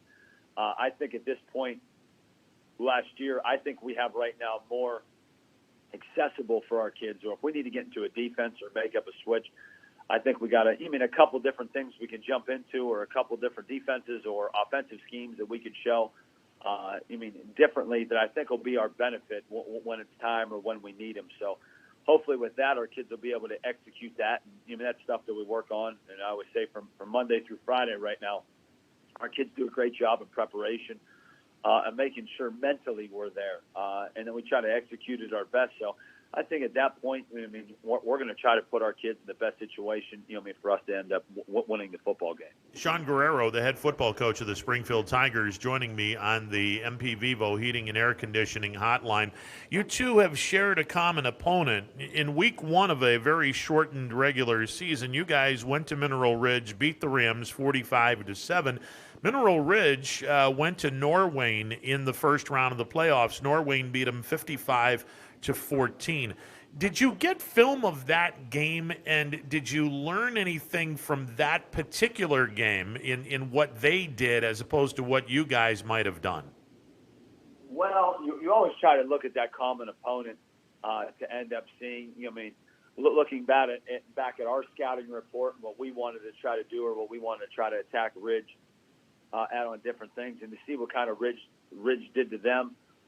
There's some things we got from it that we'll try to end up displaying tomorrow night. So I know for us, our kids, I think, like to see that a little bit on film because they know what this person, who their best person was, what happened, what skill players did well, and things of that nature. So, I think that's a good thing for us just to be able to have that those films and to be able to see, just to have our kids kind of learn and have some sort of familiarity with that. I love the fact that both teams have a really, really good quarterback. Nate Bitske with Norwayne went 13 of 18 in their victory last week. Threw for 188 yards, 2 touchdowns. He took care of the ball, which is something that Bo's done all year long. What have you seen on film that impresses you the most about their quarterback? Well, he does a great job of. He gets the ball out quick. Has great accuracy. When he can catch rock and throw the ball, he can be very dangerous with him. So we just got to make sure if we can kind of move him off his spot and try to get him out of the pocket a little bit. Obviously, you want to try to get heat on somebody just to make him feel a little uncomfortable. So with that, he's done a great job. And their team is a very sound team. They do not make many mistakes. Like you said, they take care of the ball. So, anything with that, anything that we can get an advantage of getting a turnover, we got to make sure we end up capitalizing on it because this is going to be a great football game and a game we'll see. Probably take 4 quarters, and we'll see who makes the least amount of mistakes. Obviously, as I've said countless times, with all the nuances and the fact everyone wants to spread everyone out and try to beat them this way. Look, the game of football is still won up front. You better have a good push up front if you're on offense, and you better put heat on the quarterback if you're on defense. The game up front and the turnover game, 99 times out of 100, if you win both of those, you get a victory. Oh, I agree with you. And there's always, and this time of the year, too, it's going to be special teams. I know he does. Their kickoff team, they kick the ball all over the place. I don't know if their kicker can kick very far, but his placement, and he squibs the ball, and that thing bounces all over the place. So we just got to make sure, on stuff like that we get on the ball, or if we can go get 10 yards on a return, we have to be able to do that. But they've had, I think, the past two weeks, they've had, kind of an onside kick or squib that they've gotten the ball. Against CCC, they opened up the game, and they recovered the kickoff. So we just got to make sure that we do those little things right and make sure we're lined up correctly and we're not leaving early and do those type of things where I think he does a good job of trying to get that extra turnover in a game, which can make the difference. Sean Guerrero, our guest. Hey, Sean, before we let you go, obviously the experience factor of last year playing very nicely into your guys' hands. Both teams 9-0 going into this game. You're 2 wins away from getting back to the state championship game, but obviously business has to be taken care of first tomorrow night before you even start talking about state semifinal or state final appearance. But how important is it for your team to have had the number 1 seed and to stay at home? And even though you're not going to have a capacity crowd at Springfield High School, how important is it from the nuance standpoint and just familiarity standpoint this deep in the postseason? Oh, I think it's a huge advantage for us. I know how we had to travel. When you're getting on a bus, traveling, an hour and a half, 2 hours to go play a game, and you kind of get the kids out of a little bit of a routine that they do have. And I just know how our kids take the heart of walking out of our locker room and walking onto our own field, and just to be able to say that they protect, they protect the field, and this is something where we've had great success. So I know our kids are excited and ready for it. But like I said, for us, we're going to have to do what we have to do, whether it's travel 2 hours or you know what I mean, walk out, you know what I mean, of our locker room and walk, you know what I mean, 50 feet.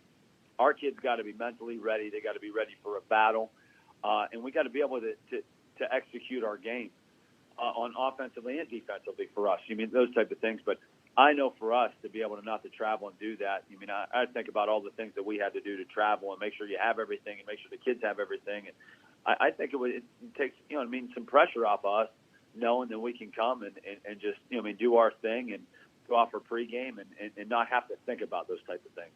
It'll be a fun game tomorrow night. I'm looking forward to this one. Springfield taking on Norwayne, a couple of really, really good football teams having at it. And look, I'm just glad you guys are in Springfield. Best of luck to you, and get a victory, and let's get back to the Final Four again. Hey, thank you very much. I appreciate it. We'll give it our all come tomorrow night. There you go. Sean Guerrero, the head football coach of the Springfield Tigers, as they look to win their second consecutive D6 Region 21 championship. This one's not going to be easy. Well, none of these games are easy. I mean, let's be honest. None of these games are easy. This one's going to be a fun game. Norwayne has a history in the Mahoning Valley. They have a playoff history in the Mahoning Valley. Their first playoff game against a Valley team was 10 years ago. They played a first-round game against Crestview in the 2010 D5 Region 17 playoffs. They defeated Crestview in overtime, 26-20. And then the next week, they lost to Ursuline.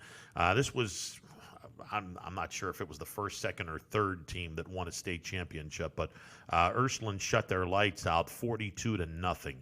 Since that loss to Ursuline, Norwayne, the Bobcats, have won 7 consecutive games, playoff games, against the area.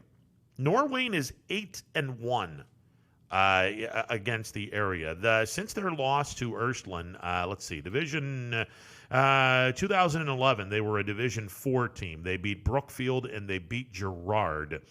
2012 as a D4 team. They beat Liberty and they beat Brookfield. 2017 as a D6 team. They defeated Western Reserve 22-13. 2018 as a Division 6 team. They knocked off Southern.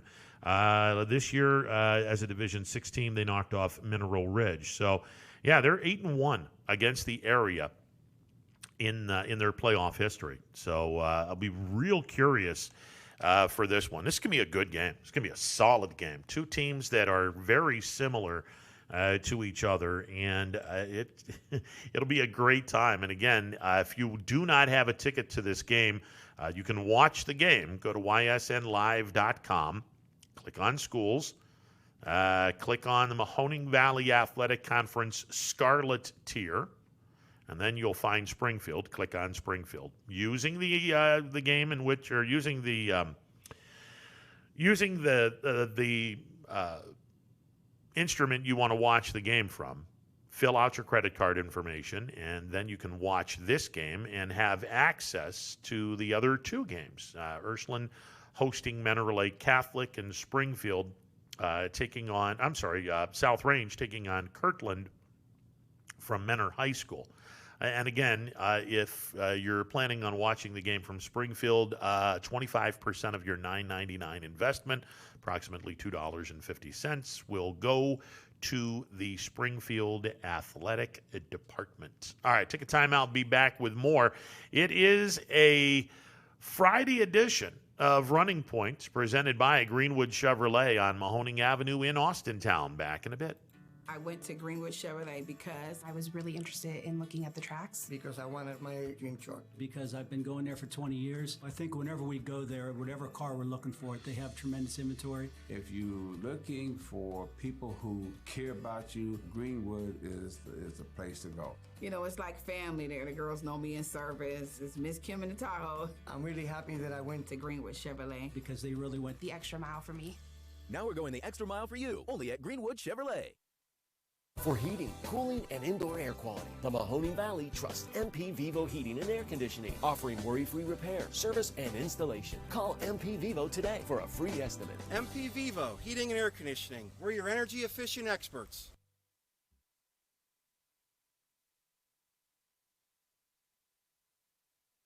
It's storm season. I think we're under the gun for some heavy storms over the next couple of hours. And Storm Tracker 21 is ready. This is probably the one we're keeping a closer eye on. On air. And locally, we're going to have a lot of eyes on our area. Online. All right, let's talk high-risk futurecast and the timing of this weather. On social media and on our app.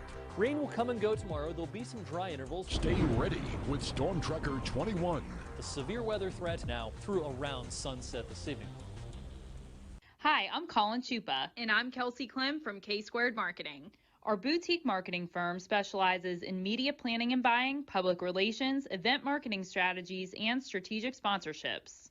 We can integrate our services with your existing game plan, or we can be your entire marketing team. Your goals, our game plan. Let's win together. Call K-Squared Marketing at 330-623-2730 or visit ksquared.marketing to learn more. Hi everyone, this is DJ Yoakley with Your Sports Network. We appreciate your support of YSN and welcome you to the YSN family. Our broadcast streams are brought to you live at no cost to you by sponsors that are local to this community. Without the vision and generosity of our sponsors and partners, we would not be able to bring this game to you today. So please support the great businesses and leaders that are making this game possible. And if you're a business in need of great advertising and sponsorship opportunities, feel free to head over to our site for more information on the right fit for you. We are local, we are loyal, and we are live.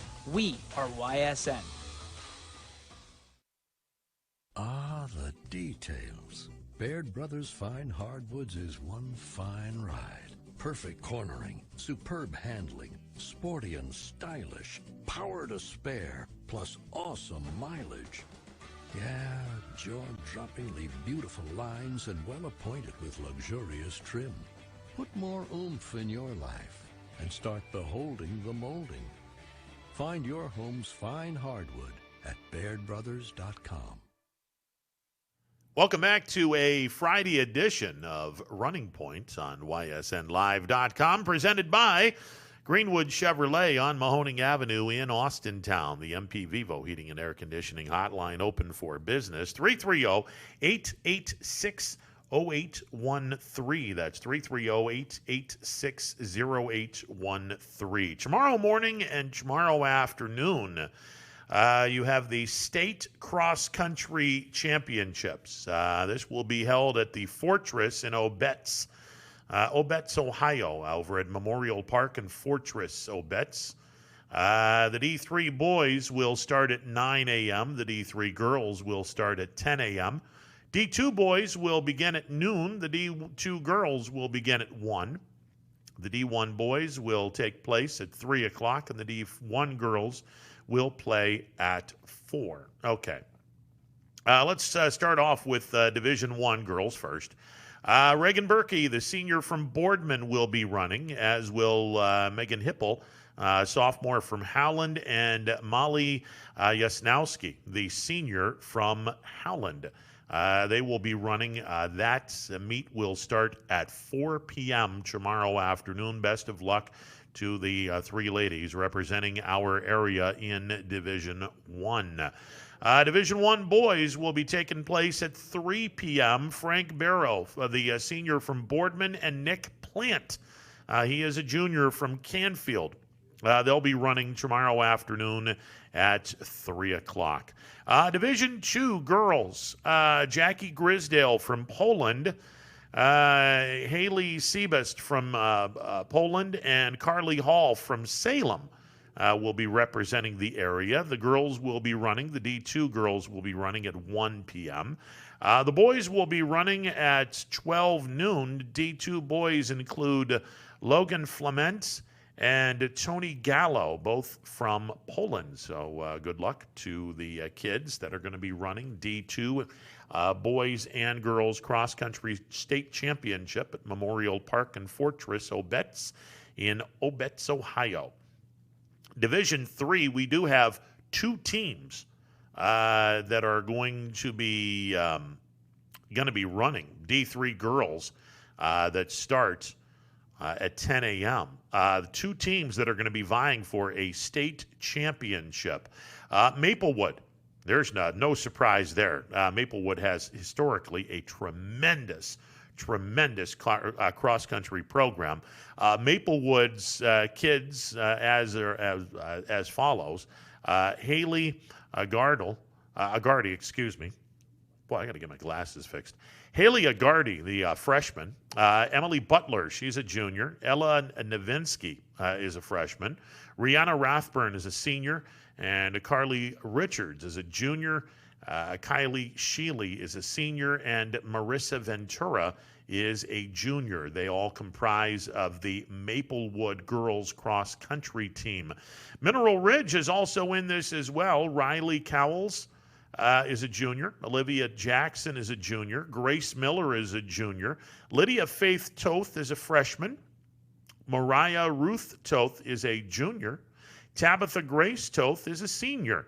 And Sylvia Traw is a junior. Those are the kids from Mineral Ridge. And two kids that will be running for their particular school. Emily Razzo, senior from South Range, and Sophia Yon, freshman from Lowellville. Best of luck to the Maplewood and Mineral Ridge cross-country teams. Now, hopefully one of those two bring home a state championship in D3, and best of luck to all of the participants. All right, D3 boys will be running at 9 a.m., and again, two teams that will be on the or vying for a state championship. And again, no surprise, Maplewood is in the state championship cross-country meet. Again, phenomenal program in cross-country. Maplewood and South Range will be vying, hoping to get a state championship in the D3 cross-country meet down in Obitz. In Maplewood, John Crouch is a senior. Ryan Dancison is a senior. Alex Donaldson is a freshman. Matt Friel is a junior. Bryson Himes is a sophomore. Caleb Richards is a junior, and Cole Stewart is a freshman. Those kids comprise of the Maplewood cross-country team. South Range has the following kids running for them. Isaac Bond is a senior. Spencer Bush is a senior. Alex Garwacki, is a junior. Michael Hisdos is a senior. Liam Justison is a junior. Brian Standley is a junior. And Caden Sykes is a junior. And those kids comprise the South Range cross-country team. And best of luck to South Range and Maplewood. Also running in the cross-country meet, Brody Roop, senior from McDonald. So congratulations and best of luck to all of our cross-country participants as the state championships will be run tomorrow morning, beginning with the boys cross-country championship starting at 9 a.m. In Division 3. The girls will get underway, Division 3 girls, at 10 a.m. The D2 boys will kick things off at noon. The D2 girls will start at 1 p.m. Division 1 boys will get going at 3. The Division 1 girls will get going at 4. And again, best of luck to all of our cross-country participants. Again, tomorrow we will have cross-country. We will have soccer as well, as we are in the regional championship games in soccer. We'll start with the girls first. Division 3 soccer regional title game will be played at Mentor. And again, let me remind everyone, this game is not going to be played on the football field. They do have a separate facility. Mentor does have a football, obviously they have a football stadium for the game later tomorrow night between South Range and Kirtland. They have a soccer stadium. So that's where the South Range and Mentor girls will be playing. They'll play on the soccer facility at Mentor High School, separate from the football facility. So the good news is nobody has to rush.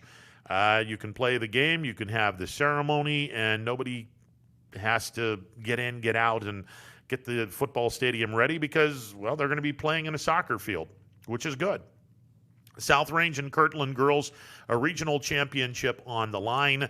It is the second of the 3 games that South Range and Kirtland will be playing in 3 different sports. Earlier in the week, South Range beat Kirtland in the boys' regional semifinals. So South Range is leading in the trilogy battle with Kirtland 1-0. And hopefully we'll make it 2-0 tomorrow afternoon at 3 o'clock when the South Range girls play Kirtland at Menor High School. The game starts at 3 p.m. Meanwhile, the South Range boys will be busy at 3 p.m. in their home stadium as they will be hosting Cardinal Mooney.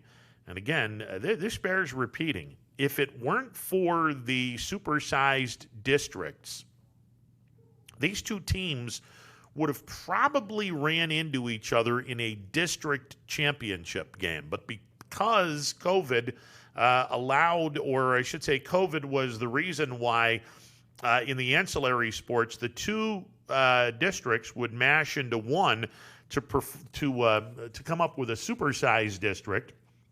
Both of these teams were in separate brackets. One team went in the upper bracket, the other team went in the lower bracket, and as it turns out, they're playing each other for a regional championship. So the good news is we will have at least one team representing the area in the state semifinals in Division III boys soccer. Cardinal Mooney taking on South Range at South Range High School tomorrow afternoon at 3 p.m. The winner of that game will play the winner of the Toledo, Ottawa Hills, and Mount Blanchard Riverdale game. State semifinal game would begin on Wednesday night, November the 11th, 7 p.m. kickoff, or 7 p.m. the match starts, and the site is to be announced at a later time. Division II soccer regional title game in Howland. Howland coming off their 1-0 victory over Bay Village Bay. They will take on Chagrin Falls. Chagrin Falls knocked off Richland Revere 1-0. So Howland will be hosting Chagrin Falls tomorrow afternoon at 3 o'clock. If Howland wins that game, they will play the winner of Lexington and Lima Shawnee. That game will be played on Wednesday night, November the 11th. Veterans Day night, 7 p.m. at a site to be determined. All right, we'll take a timeout. When we come back, we will hear from the head football coach of the Ursuline Irish, Dan Reardon. Will be coming up next. It is a Football Friday edition of Running Point presented by Greenwood Chevrolet on Mahoning Avenue in Austintown. Back in a bit. Hi, this is Tommy Clem, owner of WRS Insurance Solutions, reminding you that it is open enrollment for Medicare. Now through December 7th, those who qualify can visit our local independent agency by calling us at 330-953-3722 or visiting us at wrsinsurancesolutions.com to learn more. Good luck to all the student athletes in the Valley. Attention all football fans. If you can't see your team play, come and dine with us and watch it live at Boardman, Canfield, or Cortland. Or staying at home, we'll deliver right to your door. That's Coca's Pizza. We serve it hot. 2020 will be a season like we've never seen before, but 21 Sports and YSN will be there for every key moment. The plays, the players, and the stories that will headline this season. Delivered by 21 Sports and YSN. Planning a project around your home or rental property? Trust the electrical service to the local experts with 62 years of serving the Mahoning Valley. Joe Dickey Electric is your local go-to source for responsive, reliable residential electrical work. From everyday maintenance and repairs to new installations, electrical upgrades, and safety inspections, no job is too big or too small. Call Joe Dickey Electric today, 800-549-3976, or visit DickeyElectric.com. That's DickeyElectric.com. Myers Family Insurance knows the importance of a great team. Our team continues to grow to help you with your Medicare and retirement needs. The annual election period is here, so it's all hands on deck to make sure your plans still meet your needs for 2020. Call us today. You may find yourself in some difficulty this winter. Don't get whacked by high heating bills. Call Michael at MP Vivo Heating and Air Conditioning. Michael is a trusted friend who will be able to help you with many things, like getting a 95% high-efficiency furnace this winter from Rude. Michael relies on Rude, so should you. Call MP Vivo Heating and Air Conditioning for a free estimate, 330-259-0486, and take care of your heating and air situation. I went to Greenwood Chevrolet because I was really interested in looking at the tracks. Because I wanted my dream truck. Because I've been going there for 20 years. I'm really happy that I went To Greenwood Chevrolet. Because they really went The extra mile for me. Now we're going the extra mile for you, only at Greenwood Chevrolet. Baird Brothers remains your source for fine hardwood products. For the time being, we're open for customer pickup only on weekdays, 9 a.m. to 4 p.m. and Saturday from 9 a.m. till noon. Place your order online at BairdBrothers.com. Baird Brothers, for the place you love. Quality, customer service, and integrity. Those are the 4 words that have driven our success since 1957 at Joe Dickey Electric. Joe Dickey Electric is one Mahoning Valley landmark business that stays current with the requirements of our customers. Family owned and managed, we are an electrical contractor and energy solutions provider.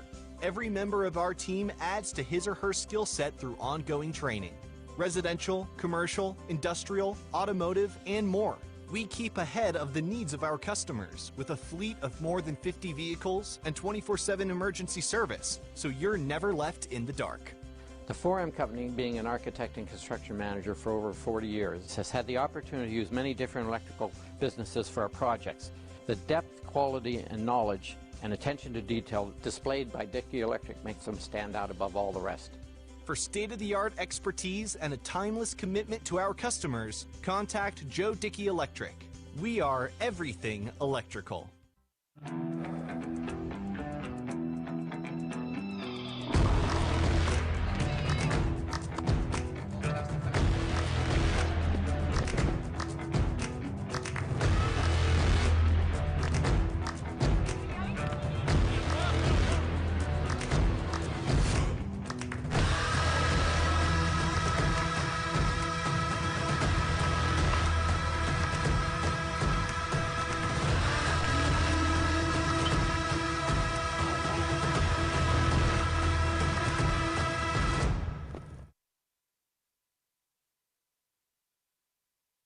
Armstrong Local Programming has always delivered an exclusive and unique perspective on the very best events your region offers. High school sports, community events, parades, all your favorite shows from Armstrong are now calling the Neighborhood Channel their home. Watch Out and About, Locally Speaking, and many other great local shows right here on the Armstrong Neighborhood Channel. Find out everything that the Neighborhood Channel has to offer at ArmstrongNeighborhood.com. Spirit, town pride, local communities. Welcome to the neighborhood. Right now is a great time to get more for your trade-in at Tri-State Ford and drive home in a new or pre-owned vehicle. Choose from our great selection of new Ford models or pre-owned vehicles. Plus, get the Tri-State Ford Advantage, including a 10-year, 200,000-mile warranty and more. At Tri-State Ford, we'll pay you top dollar for your trade, but you don't have to purchase one of ours to sell us yours. Customer focus, community driven. Tri-State Ford East Liverpool or visit tristateford.net. Welcome back to a Friday edition of Running Point on YSNLive.com, presented by Greenwood Chevrolet on Mahoning Avenue in Austintown. Tomorrow night at Stambaugh Stadium, the Ursuline Irish take on Menor Lake Catholic. The Irish and the Cougars going at it. And to talk about tomorrow night's game, let's bring in the head football coach of the Ursuline Irish, Dan Reardon. Coach, how are you today? Hey, Ron, how you doing? I'm great. I'm good. Now, I'm going to ask, and a little honesty here. If I would have told you at the beginning of this journey, the beginning of the postseason, all right, Coach, you're the 6th seed. You're going to be hosting a regional championship game. What would your reaction had been if I told you that? I'll be honest with you. I would not have been surprised because I know how hard our kids worked this past off season, and I knew who we had coming back, and I know how close we were a year ago to getting things really going in the right direction. So, we set this as a goal. Maybe the home game would have surprised me, but it would not have surprised me that we were still playing. No, I don't think there's anybody should be surprised the fact that you're playing a regional championship game, but as a 6 seed hosting a regional championship game, that's a little, it's different. You guys are going to take on Mentor Lake Catholic. This is a team that you guys have seen before. This team's been on your guys' schedule frequently through the years. Yeah, a bunch of years. Yeah. Ironically enough, very familiar opponent for us, more familiar than West Branch and Poland. Just because we play them every year. This is the first year we haven't played them for a long, long time, just because of the COVID issues. We were scheduled to play them, but with the shortened season, we ended up with all local teams. But we have as much familiarity with them probably as anybody on our schedule. Well, let me ask you, because of COVID, as you mentioned, you were supposed to have played them in the regular season. COVID wiped everything out. Is it better to look at the team just going into a playoff game instead of seeing them once? How big of an advantage is it to see a team once and depending on whether you win or lose, how big it truly is that advantage of seeing a team in the regular season before you see them again in the postseason? Well, it hasn't happened at Ursuline, but as an assistant when I coached at Warren Harding, there were a couple times that we played St. Ed's, both in the regular season and in the playoffs. And, just having that familiarity is, it makes game planning a little bit easier, maybe a little less time. But the other thing is that when you're in that situation, it's hard. It's hard to beat a good team twice in the regular season. So I'd say that's where the biggest challenge comes in. And I think just the mindset, if you're on the losing side, you have a chip on your shoulder. If you're on the winning side, maybe you forget about some of the things that made you successful the first time around. So, it's kind of a psychological game. Dan Reardon, the head football coach of the Ursuline Irish, joining me on the MP Vivo Heating and Air Conditioning Hotline. We will just talk briefly about the victory over Poland last weekend and then move forward to the regional championship game. Is that the best game you guys played this year, last weekend? Oh, that's a good question. So, I look at the game and I felt like in the second half in particular, I don't feel like we played very well offensively. We had a number of times where, we were driving the ball and didn't finish with scores. So that's something that we always try to emphasize and correct if there's an issue with that. But, I think our kids played really hard. I think they played with great passion and, they were motivated. I think, look, I'll be frank, the last week, every single person that we talked to in the media talked about how physical Poland was, and our kids played with a chip on their shoulder because of that. And, I think, our offensive line played a great game, our defensive line played a great game. And I think they played very, very motivated football. It's interesting how the media can motivate a team to play really, really good football. Well, it's I guess it's human nature. You know what I mean? And everybody reads the newspaper, everybody listens, and all those things. And when they hear, when they hear people talking about the counterpart of something you think you do well. And all of a sudden, it serves as a motivating factor, I think. Dan Reardon, our guest. Dan, you're taking on a Mentor Lake Catholic team that did something that I didn't think anybody could do, and that's shut out Canal Fulton Northwest. They beat them 7-0 in the regional semifinals.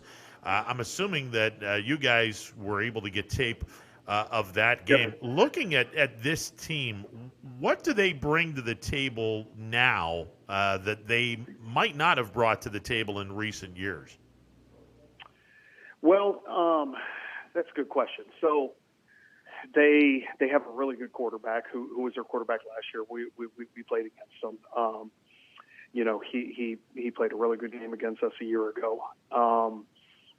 So he's back 1 year better, bigger, stronger, faster, all those things. So they have really good quarterback play. They were, I would suspect if you asked them if they expected to be here, I don't know that they did. They lost a fairly sizable senior class last year and, it had to fill a lot of spots. And you look at them on film now and you see a team that, clearly got better and better and better as the year has gone on, and they're playing really good football right now. From a defensive standpoint, their quarterback also plays safety for them, really good player on both sides of the ball. And you see a team that plays really hard on defense, that plays really good team defense. And, that's what jumps out on film. So you made reference to last week's game against Northwest, who was the number 1 seed, scoring all kinds of points and throwing for all kinds of yards. And they just did a really good job defending them. They were just very, very sound. Didn't give up big plays and, waited for Northwest to make mistakes. Didn't give up big plays and just rallied to the football and all those things. And lo and behold, they turned it into a shutout. You share a common opponent in Villa Angeles, St. Joe's. They played them in week 2 up in their place, beat them 28-0. You guys played them in the first round of the playoffs, 47-21. I'm curious if you were able to look at anything Mentor Lake Catholic did against St. Joe's. Was there anything similar, what they did to what you guys did, assuming you got tape of that game? Yeah, so, from a formation standpoint and somewhat from a schematic standpoint, we do have some similarities with Lake Catholic, and you see a lot of similar formations, and to me that's always a big part of game planning because you have a chance to see how the opposing defense adjusts to the formations, and that's that's how you decide what formations you want to specialize in on any given night. So that was definitely a film we had when we played St. Joe's, and it showed us some of the things that we like to do, how they were going to align, and again, for me, that's a big part of the process. We always look at, are there personnel mismatches one way or the other? Sometimes you have a personnel mismatch in your favor. Sometimes it works against you. The other team has a personnel mismatch, and if the other team has a mismatch, you try to minimize it, and if you have a mismatch, you try to maximize it. And so we always look at that. We always look at formation adjustments, and at the end of the day, we try to get our best playmakers the ball as often as we can in those favorable formation or personnel situations. So something we always look at. You made the comment about their quarterback, Joe Malchesky, who is headed to Valparaiso. I guess he's a Valpo recruit. Is he a one-man gang on offense, or does the offense go through a couple of people other than the talented quarterback? Well, he's definitely a guy who can run it or pass it. If I'm not mistaken, he's their leading rusher. Obviously, he's their leading passer. So he's a big chunk of their offense. That's not to say he's the only playmaker they have. They've shown a variety of guys at the receiver position making plays throughout the playoff run, and good solid running back. But he's definitely the guy that makes it all go. But and honestly, I wouldn't put too much stock in that at this point in time, because I think you can say that about most of the teams still playing. I mean, if you don't have good quarterback play, it's hard to win in the playoffs. So, he happens to be a run it or throw it type guy, but just good all around football player. Like I said, he plays safety for him as well, and clearly they're not nervous about him doing that, so he must be pretty good at it. And just good football player on both sides. Obviously going to be a lot of spying going on with one or two of your kids having the responsibility of making sure that he doesn't get past containment. Yeah, and the thing he does a good job of, they involve him in the run game, in design quarterback runs as well, and some read option stuff. And, that's where he's getting most of his yards. He definitely can scramble if necessary, but, they do a good job in the quarterback run game design. up front and speed, do you guys have an advantage over Lake Catholic, or is it pretty much neutral? Did you say up front? Up front and team speed. So, I would say our lines have some similarities. Both have some younger guys, a couple new faces. Both have a couple guys who played last year. Both got better and better as the year went on. I think our line's playing really good football right now. We've had a lot of rushing yards over the past couple weeks, and they're starting to see the benefits of just the development that goes on through the course of a year. From a team speed standpoint, that's a good question. I think we do have good team speed, but I think they do as well. I don't know. Maybe we'll run a 40-yard dash at halftime and see who wins. Somehow, I don't think the kids want to run gassers to determine who's faster. That doesn't sound very appealing. There's no secret. When you were in the heyday of Ursuline, you went to 4 consecutive championship games, 2007 through 2010. You won 3 of those games. You come back from Canton-McKinley. How close is this team from the 4-year run that you went on when you were at Ursuline, let's say 10 to 15 years ago? Yeah, I think there's a lot of similarities. We've all of those years we had really good senior leadership, and we have that this year.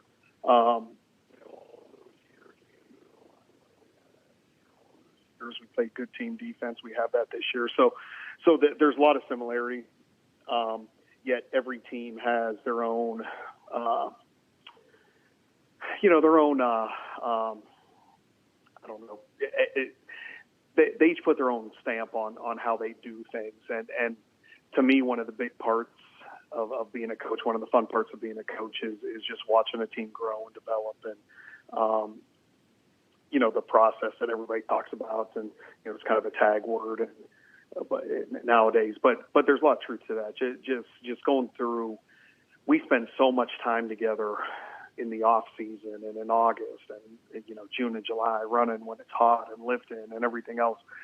That's the process that people talk about that probably doesn't get talked about enough, but that's where the team comes together, where camaraderie is developed, and you hope to have a family-like atmosphere. Yet I've been around teams that haven't always had a family-like atmosphere, and I think our kids have done a good job. That's one area where they really took a big step, I think, this year, from last year to this year. Our guys, I think that there's genuine love and care for each other, and again, you don't always get that necessarily. I mean, it's easy to say you have it, but you don't always genuinely have it, and I think that's a big part of being successful.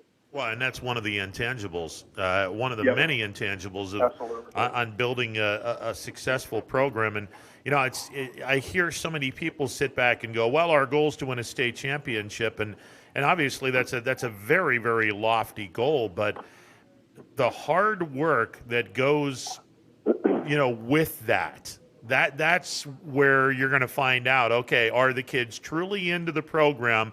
And you look at that by seeing how much are they willing to put into this if you really want your goal. And it's one thing to say, hey, we're going to win a state championship. It's another thing to actually say, okay, this is everything that we have to do in order for us to win a state championship. And even if we do all of this, it still might not be enough. Are you guys in? And it's when you get kids that are all buying into a program, and when you get kids that understand, hey, we can do this, man, it's a special thing. Yeah, no doubt about it. And I think you hit the nail on the head. It's doing all those things gives you a chance to do it. It doesn't guarantee anything.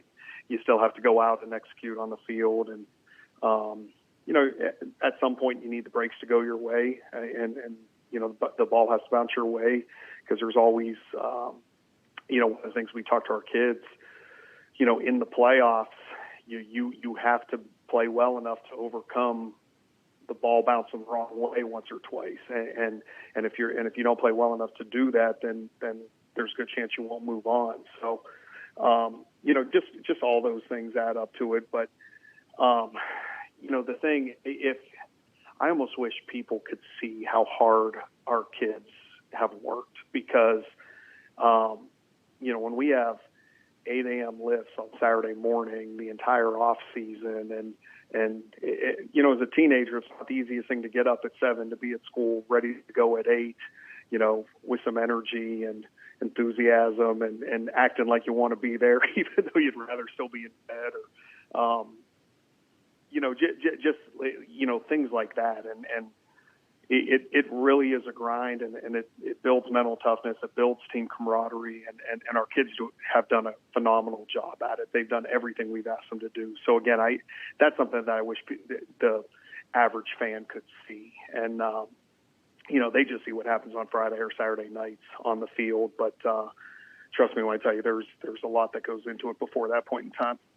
Dan Reardon, the head football coach of the Ursuline Irish, joining me on the MP Vivo Heating and Air Conditioning Hotline. Dan, before we let you go, this all goes back to the first question, and that's the fact that you guys are going to be playing a home game. And look, you're the 6th seed, and it's a little bit of a surprise that you're playing a home game, but the intangible of that home game, the familiarity of playing the game at Stambaugh, the familiarity of doing what you guys do before a home game. I mean, it's got to be worth 1 or 2 points, if not more. Well, hopefully it's worth more than that. But, I think, again, we talk to our kids that, in the playoffs, you got to be able to go on the road and beat a good opponent on the road if you expect to advance. And we're very fortunate to not be in that situation this week. And there's not a bus ride. There's not a 1-hour bus ride up to Lake Catholic, that we have to contend with, which in the scheme of things isn't a huge deal, but it's still something that you have to handle, if you want to move on. So, that's part of it. It is, our kids and their families get to the state of things with the COVID issues. Tickets are not easy to come by when you're the visiting team. I think we got 200 when we went to West Branch. We got 250 tickets, or 225 or something like that when we went to Poland. It was a little bit bigger than West Branch. So, you don't get a bunch of tickets if you're on the road. We get a few more tickets for friends and family to come. So it doesn't seem like a big thing, but it is. It's crazy how many people you have to turn away, and kids are trying to get more tickets and there just aren't any. So hopefully we can advance this week, and then next week, if we're at a neutral site, I think we'll get a decent amount of tickets again so friends and family can enjoy it. Hey, Coach, best of luck to you tomorrow night, taking on a familiar team in Mentor Lake Catholic. We wish you well and hope that you're one of 5 local teams going into the state semifinals. That sounds good. I appreciate it, and hopefully we're talking again next Friday. Yeah, amen to that. I'd love it. All the best, Coach. Okay, appreciate it. You got it. Dan Reardon, the head football coach of the Ursuline Irish, checking in on the MP Vivo Heating and Air Conditioning Hotline. By the way, for those wondering, Mentor Lake Catholic, not only no stranger to the Ursuline Irish, they are no stranger to this area when it comes to the postseason. Mentor Lake Catholic has won their last 4 games against the area. They are sporting a 10-3 record against the area. Have they played Ursuline in the postseason? Yeah, they have, one time. And that was back in the 90s. I want to say 94, I want to say. They beat Ursuline 24-21. Ursuline was the top seed that year. Mentor Lake Catholic beat them 24-21, but that was, hell, that was so long ago. The parents might have that might have been as old as some of the fathers that might have played on the Ursuline team. I'm just saying, what was 94? That would have been 26 years ago. So, those kids are, well, if they're seniors, they're in their early, well, all of them would be in their early 40s. Or somewhere in that realm. So it was been a while The only time they played each other in the mid-'90s. So they will play each other again.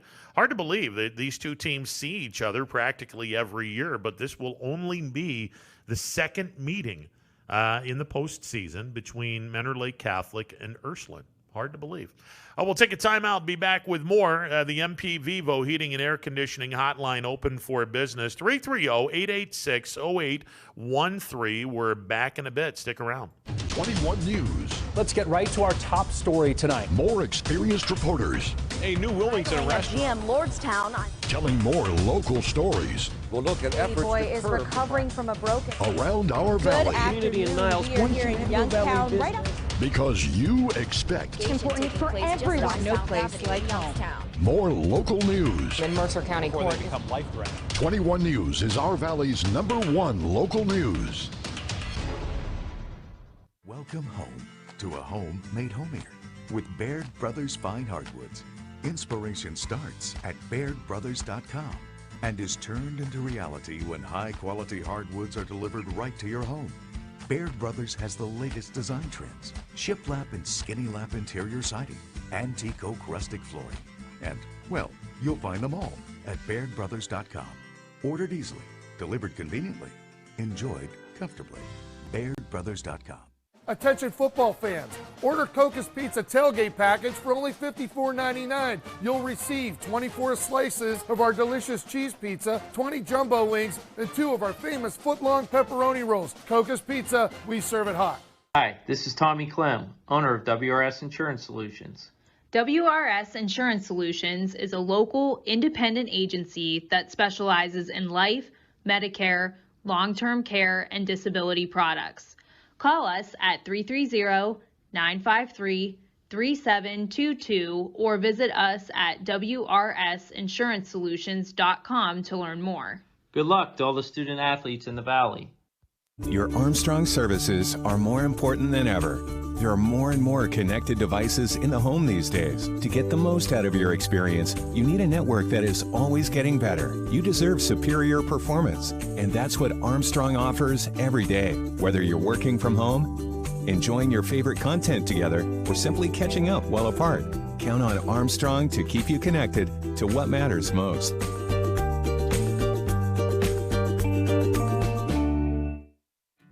To Greenwood Chevrolet because I was really interested in looking at the tracks. Because I wanted my dream truck. Because I've been going there for 20 years. I think whenever we go there, whatever car we're looking for, they have tremendous inventory. If you're looking for people who care about you, Greenwood is the place to go. You know, it's like family there. The girls know me in service. It's Miss Kim in the Tahoe. I'm really happy that I went to Greenwood Chevrolet. Because they really went the extra mile for me. Now we're going the extra mile for you, only at Greenwood Chevrolet. For heating, cooling, and indoor air quality, the Mahoning Valley trusts MP Vivo Heating and Air Conditioning, offering worry-free repair, service, and installation. Call MP Vivo today for a free estimate. MP Vivo Heating and Air Conditioning. We're your energy-efficient experts. Welcome back to a Football Friday edition of Running Point on ysnlive.com. Ron Potesta with you. The MP Vivo Heating and Air Conditioning Hotline open for business, 330-886-0813. That's 330-886-0813. All right, so here are the 5 opponents and what they have done postseason-wise against the Mahoning Valley. And this is fascinating that all 5 teams have been somewhat successful. The Springfield's opponent, and we made mention, Norwayne, the couple of teams that are 9-0 this year, they have never played each other in the postseason. This will be the first time that Norwayne and Springfield have played each other in the postseason. Norwayne is 8-1 against the area in the postseason in the history of of playing against the Mahoning Valley. They're 8-1 in the postseason. They have not seen each other in the postseason. Same with tonight's game, Chardon and Canfield. Hard to believe that those two teams had not played each other in the postseason. Now, we made mention that in 2017 and 2018, Canfield played a home-and-home with Chardon. Now, in 2017, Chardon didn't go to the playoffs. They were a 6-4 team. Canfield was 10-0 in the 2017 regular season. They beat Chardon in Week 3 up in their joint, 31-14, and that was the year that Canfield went to the regional championship game. They lost to St. V's down in Salem. 1 year later, they did the return trip in Canfield. And Canfield defeated Chardon 35-13. That year, Chardon went 6-4, but they went 7-3, and they went to the playoffs. Canfield went 9-1 that year, and again a Week 3 matchup in 2018. Canfield won that game, 35-13. Chardon and Canfield have never played each other in the postseason. Chardon has only played 4 teams against the area in the postseason. They played East Liverpool. You're going to go back to 1998. 2012 they played Howland. 2016 they lost to Harding, and in 2020, earlier this postseason, they beat Howland. So they are 3-1. The Hilltoppers are 3-1.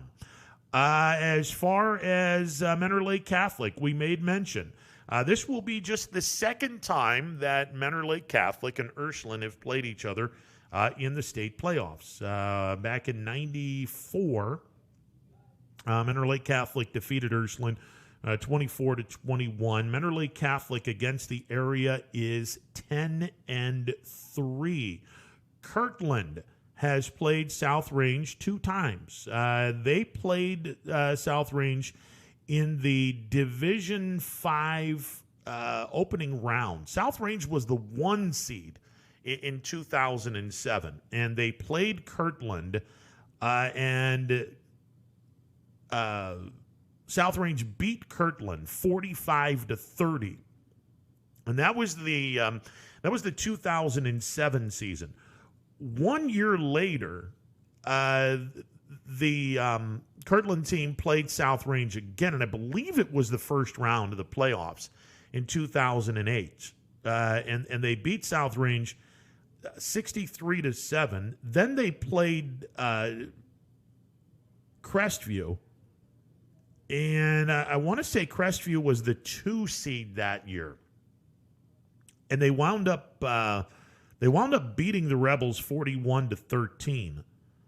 And then they played Ursuline, the top seed, in the 2008 regional championship game, and Ursuline beat them 18-17.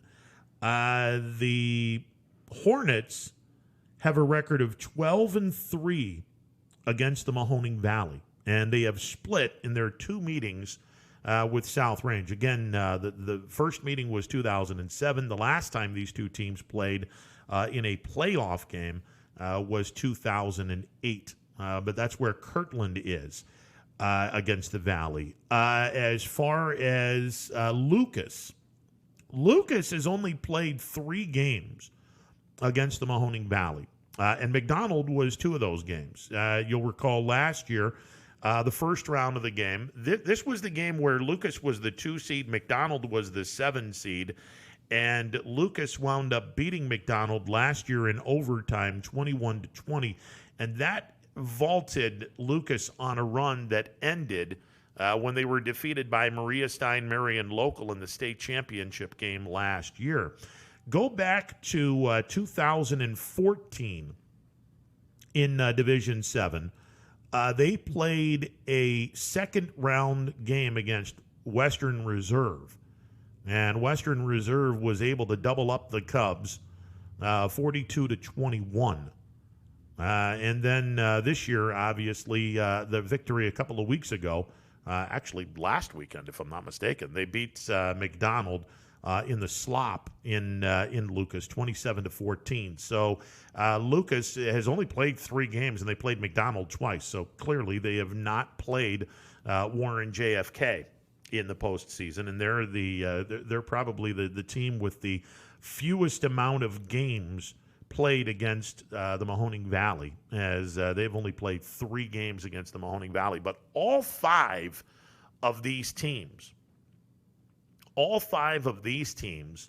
have winning records against the Mahoning Valley in the playoffs, and that goes to show just the competition that gets ramped up when we go deep into the playoffs, and this all 5 of these games could be all kinds of fun to watch. And again, tonight D3 and D7 will be on stage. Canfield will visit Chardon. First time that these two teams have played each other in the postseason. The winner of tonight's game will take on the winner of the Tiffin-Columbia Parma Holy Name game. And again, it would be at a neutral site in the state semifinals. Again, this game, because Spectrum is going to be broadcasting the game, and long story short, Spectrum is the television home of the OHSAA, and if they're broadcasting a game, that means that nobody else can. In terms of the video, nobody can televise the game or show video. That's not going to stop us in terms of broadcasting the game. It's just we're only going to be able to do the audio portion of it. So Canfield and Chardon, it will be an audio only game. And obviously, it will be free for the public. So go to ysnlive.com, click on schools, click on independent, click on Canfield, and you'll be able to listen to the game for free. There will be no video. And again, the reason why is because Spectrum is the official television home of the OHSAA, and any game that they televise, nobody else is allowed to do video. So because of that, the Canfield-Chardon game will be able to be heard on ysnlive.com, and you won't be charged for it. So that's great news for anyone that wants to listen to tonight's game from Chardon High School. The Canfield Cardinals taking on the Chardon Hilltoppers, 7 o'clock kickoff from Chardon High School. Division 7 from Mollenkopf. Spectrum's not broadcasting this game, so we will most definitely have the video as well as the audio. Warren JFK is hosting Lucas. The winner of this game gets the winner of Newark Catholic and Shadyside. So if you are interested in watching this game, it is $9.99. Simply use the device you're planning on watching the game from. Go to ysnlive.com. Click on teams. Click on independent. Click on Warren JFK. Fill out your information using your credit card, and then you can watch the game tonight at 7 o'clock from Mollenkopf Stadium. Warren JFK taking on Lucas. And again, the winner of this game gets the winner of the Newark Catholic and Shadyside game next weekend, next Friday night, at a site to be determined. Division 4, Division 5, and Division 6, all tomorrow night. Ursuline will be hosting Lake Catholic from Stambaugh Stadium on the campus of Youngstown State University. The winner of that game gets the winner of St. Clairsville and Carroll Bloom Carroll next Saturday night. Division 5 up in Menor. South Range will be playing Kirtland. It's a home game for Kirtland. They're just going to travel a little north to Menor High School, where 1,500 people are able to watch the game, because I believe Menor High School seats more than 10,000 people. So 1,500 will be the maximum capacity for tomorrow night's game up at Menor High School between South Range and Kirtland. Division 6, Springfield will be hosting Norwayne, and that game will be at Springfield High School. Let me backtrack with Division 5, because the winner of the South Range Kirtland game, we're not sure who they're playing. It hinges on the outcome of tomorrow night's game between West Lafayette and Ironton. If West Lafayette upsets Ironton, they would play the winner of South Range and Kirtland, mainly because West Lafayette is a town that's located east of Coshocton, near I-77, about an hour and 50 minutes away, give or take a couple of minutes from the Mahoning Valley. So it would be, if South Range beats Kirtland and West Lafayette beats Ironton, South Range and West Lafayette would play each other in the state semifinals. If Ironton were to beat West Lafayette, then South Range, if they beat Kirtland, would get the winner of Tuntogany and Pemberville Eastwood. Now, both of those teams are a good 3+ hours away from the Valley. Both teams are south of Toledo. Tuntogany is about 20 minutes further west toward Indiana. Tuntogany is about a 3.5-hour trip from here. And Pemberville Eastwood is about a 3-hour, 15-minute journey. So either way, it's in a neutral site. So somewhere in between, you would get a neutral site game. Now, if you're looking to have a neutral site game that's going to be a little bit closer, then what you want to do is root for West Lafayette to knock off Ironton. And then the South Range West Lafayette game would be played a lot closer to home. Being that West Lafayette is, like I said, they're east of Coshocton, about an hour and 50 minutes away. You're probably looking at New Philadelphia, Dover, as a possible site for a state semifinal matchup. But that would be what's going on in the state semifinals. And I made mention Springfield is taking on Norwayne at Springfield tomorrow night. The winner of that game gets the winner of Beverly Fort Fry and Proctorville Fairland. And again, that would be next Saturday night. That would be at a neutral location. But, I mean, let's be honest. Nobody's looking into the state semifinals. Everybody has a tough game this weekend, tonight and tomorrow night. All 5 teams, they're going to have their hands full. They're going to have their hands full and then some. These are going to be 5 really tough games for all of our teams, and hopefully all 5 of them are going to come away victorious. We'll keep our fingers crossed. So that's everything that's going on in football. Again, tomorrow we have the state cross country meet. The meet's going on at the Memorial Park and Fortress Obetz in Obetz, which is just outside of Columbus. The D3 boys will start at 9 a.m. D3 girls will start at 10 a.m. The D2 boys start at noon. D2 girls start at 1. The D1 boys start at 3. The D1 girls start at 4. Best of luck to all of the participants. We made mention of them earlier in the show. Also, tomorrow afternoon at about 3 o'clock, we'll have 3 soccer games with area teams involved. Division III Girls Soccer Regional Championship game will be played in the soccer facility at Menor High School. Yep, they have a soccer facility. Made a call to Menor, and they told me that's not going to be played at the football stadium. They have their own soccer facility, so it's good to be Menor. They got their own soccer facility and a football stadium.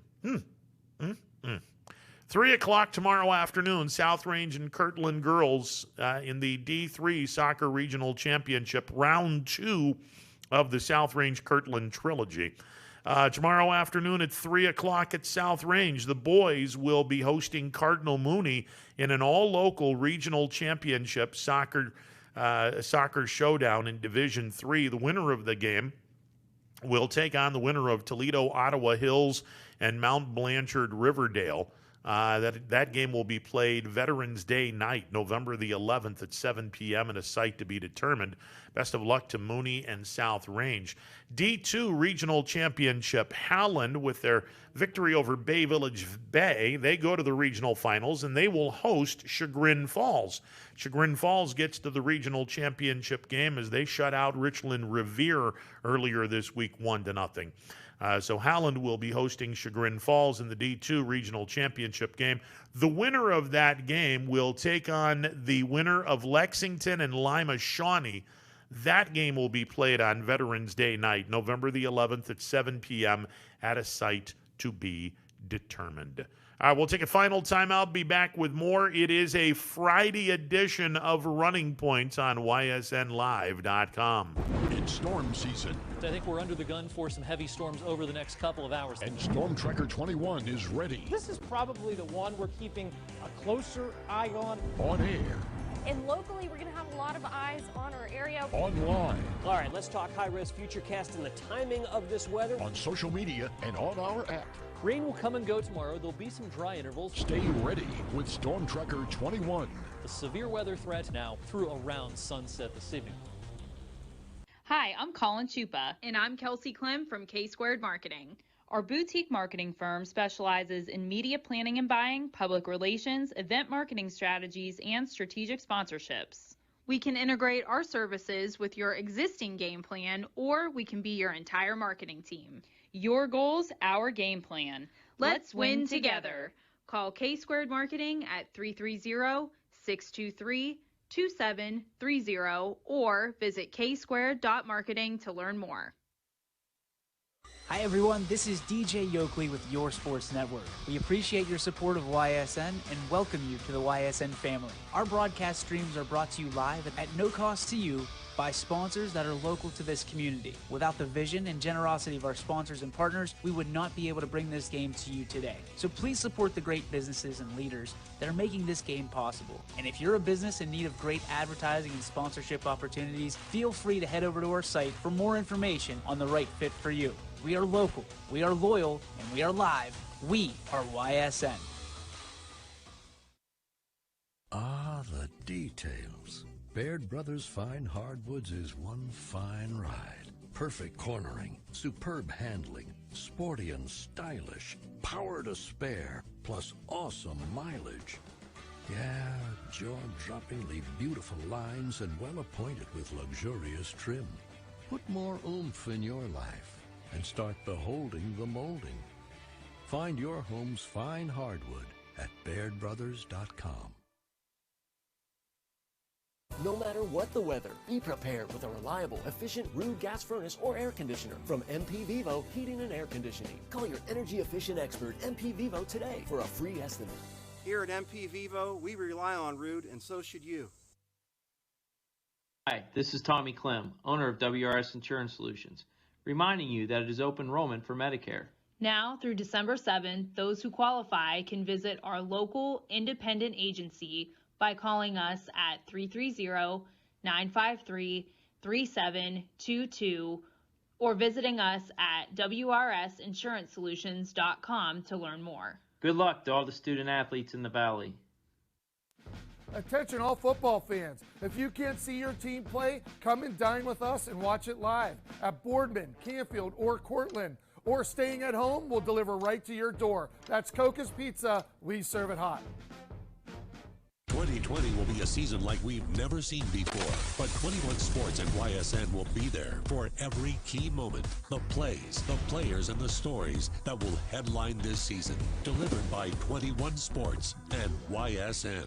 Planning a project around your home or rental property? Trust the electrical service to the local experts with 62 years of serving the Mahoning Valley. Joe Dickey Electric is your local go-to source for responsive, reliable residential electrical work. From everyday maintenance and repairs to new installations, electrical upgrades, and safety inspections, no job is too big or too small. Call Joe Dickey Electric today, 800-549-3976, or visit DickeyElectric.com.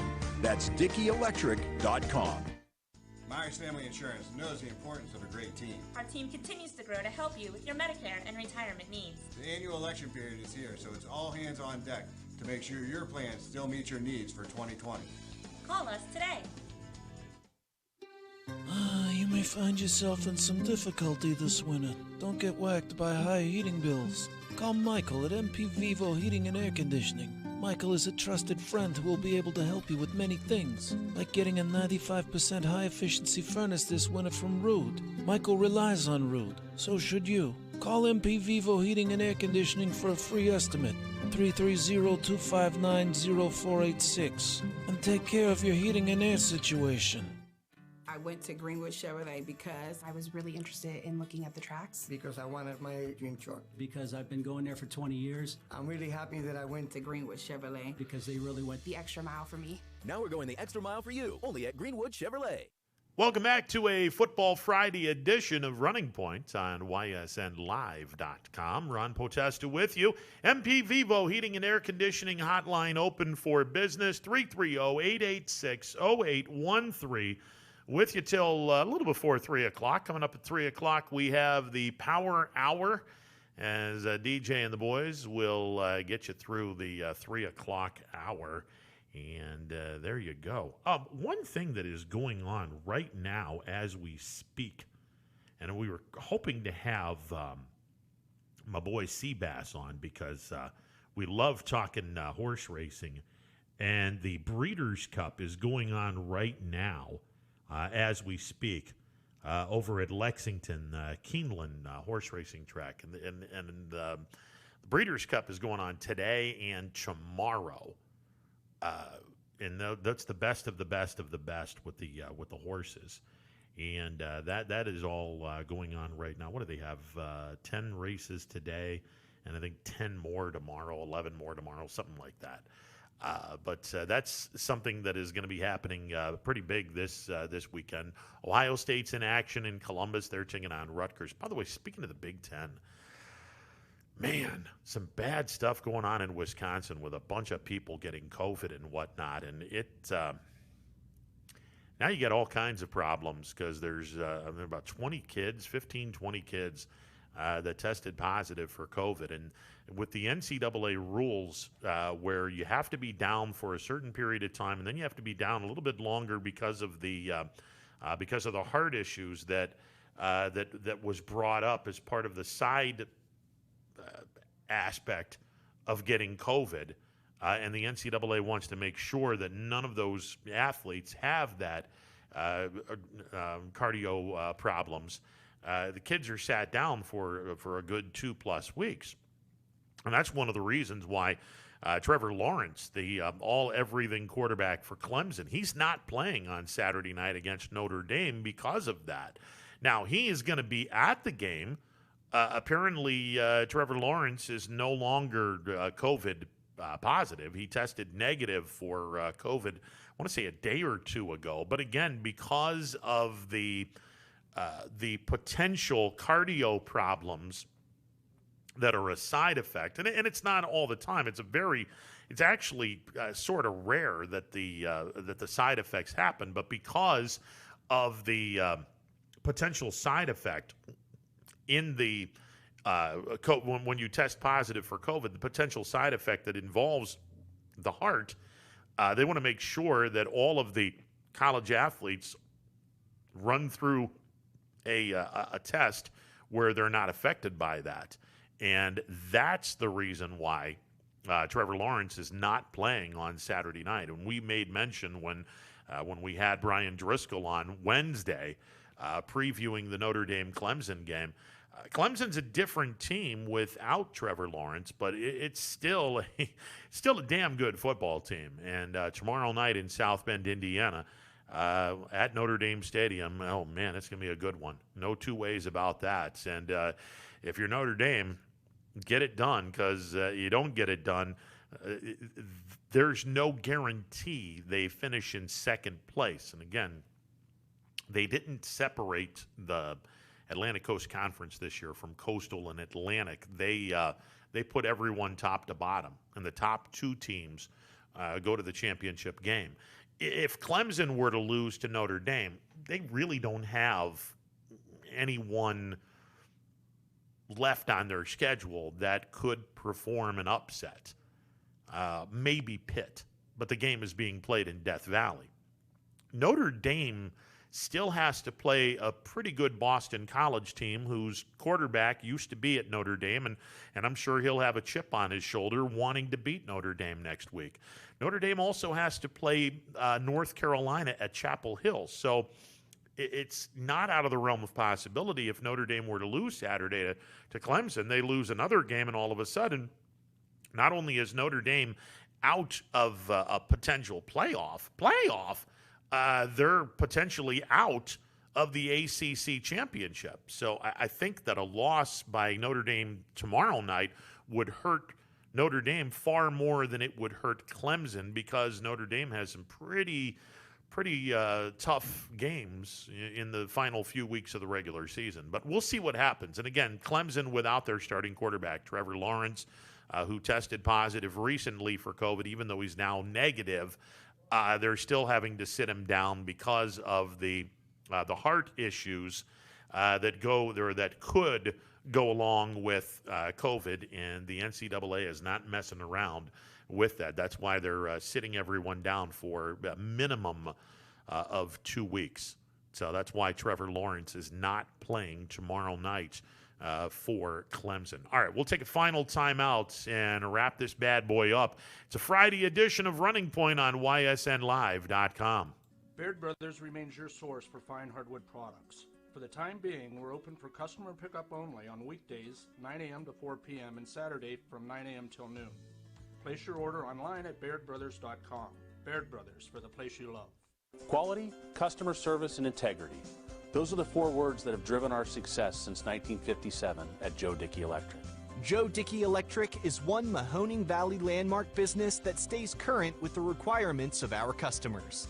Family owned and managed, we are an electrical contractor and energy solutions provider. Every member of our team adds to his or her skill set through ongoing training. Residential, commercial, industrial, automotive, and more. We keep ahead of the needs of our customers with a fleet of more than 50 vehicles and 24/7 emergency service, so you're never left in the dark. The 4M Company, being an architect and construction manager for over 40 years, has had the opportunity to use many different electrical businesses for our projects. The depth, quality, and knowledge and attention to detail displayed by Dickey Electric makes them stand out above all the rest. For state-of-the-art expertise and a timeless commitment to our customers, contact Joe Dickey Electric. We are everything electrical.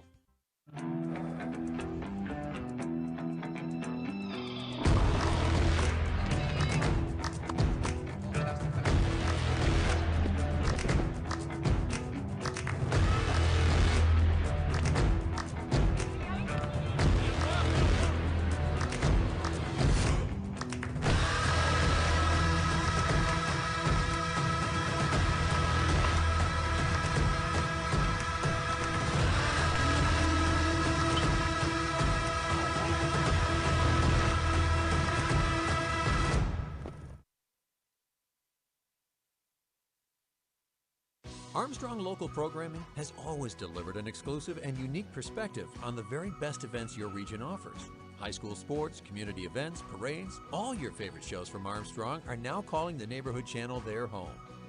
Watch Out and About, Locally Speaking, and many other great local shows right here on the Armstrong Neighborhood Channel. Find out everything that the Neighborhood Channel has to offer at ArmstrongNeighborhood.com. Spirit, town pride, local communities. Welcome to the neighborhood. Right now is a great time to get more for your trade-in at Tri-State Ford and drive home in a new or pre-owned vehicle. Choose from our great selection of new Ford models or pre-owned vehicles. Plus, get the Tri-State Ford Advantage, including a 10-year, 200,000-mile warranty and more. At Tri-State Ford, we'll pay you top dollar for your trade, but you don't have to purchase one of ours to sell us yours.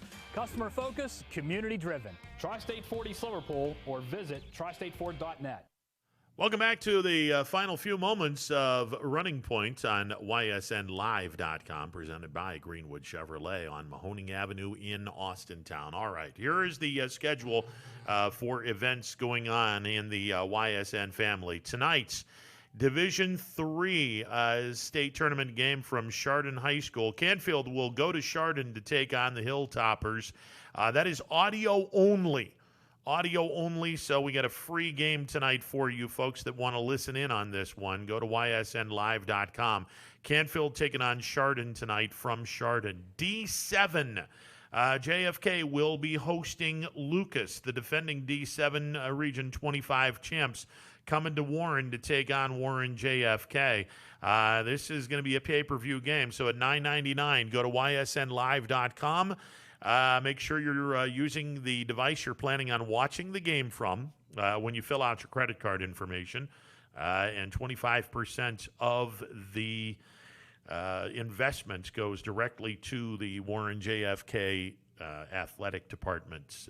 Saturday, we got all kinds of stuff going on. Saturday afternoon at 3 o'clock, The Division III Soccer Regional Championship game at Menor between South Range and Kirtland girls soccer.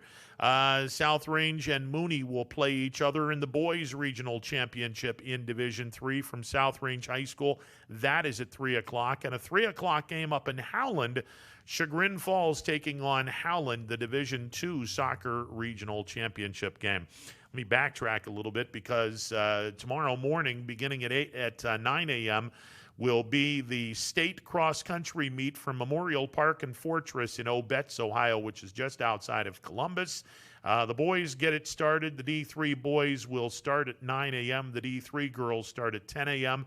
D2 boys will start running at noon. The D2 girls at 1. The D1 boys will get it going at 3 p.m. The D1 girls will close it out at 4 p.m. And then tomorrow night, Divisions 4, 5, and 6. Ursuline hosting Menor Lake Catholic from Stambaugh Stadium. Division 5, Kirtland will be taking on, South Range taking on Kirtland from Menor High School. And then Division 6, Springfield hosting Norwayne. All three of those games will start at 7 o'clock. And knock on wood and hope that all of our local teams do well this weekend. That'll do it for the show. We're back on Monday from noon to 3. Anthony will be in the chair as well. Noon to 3, Monday from noon to 3, Running Point on ysnlive.com. Make it a great week.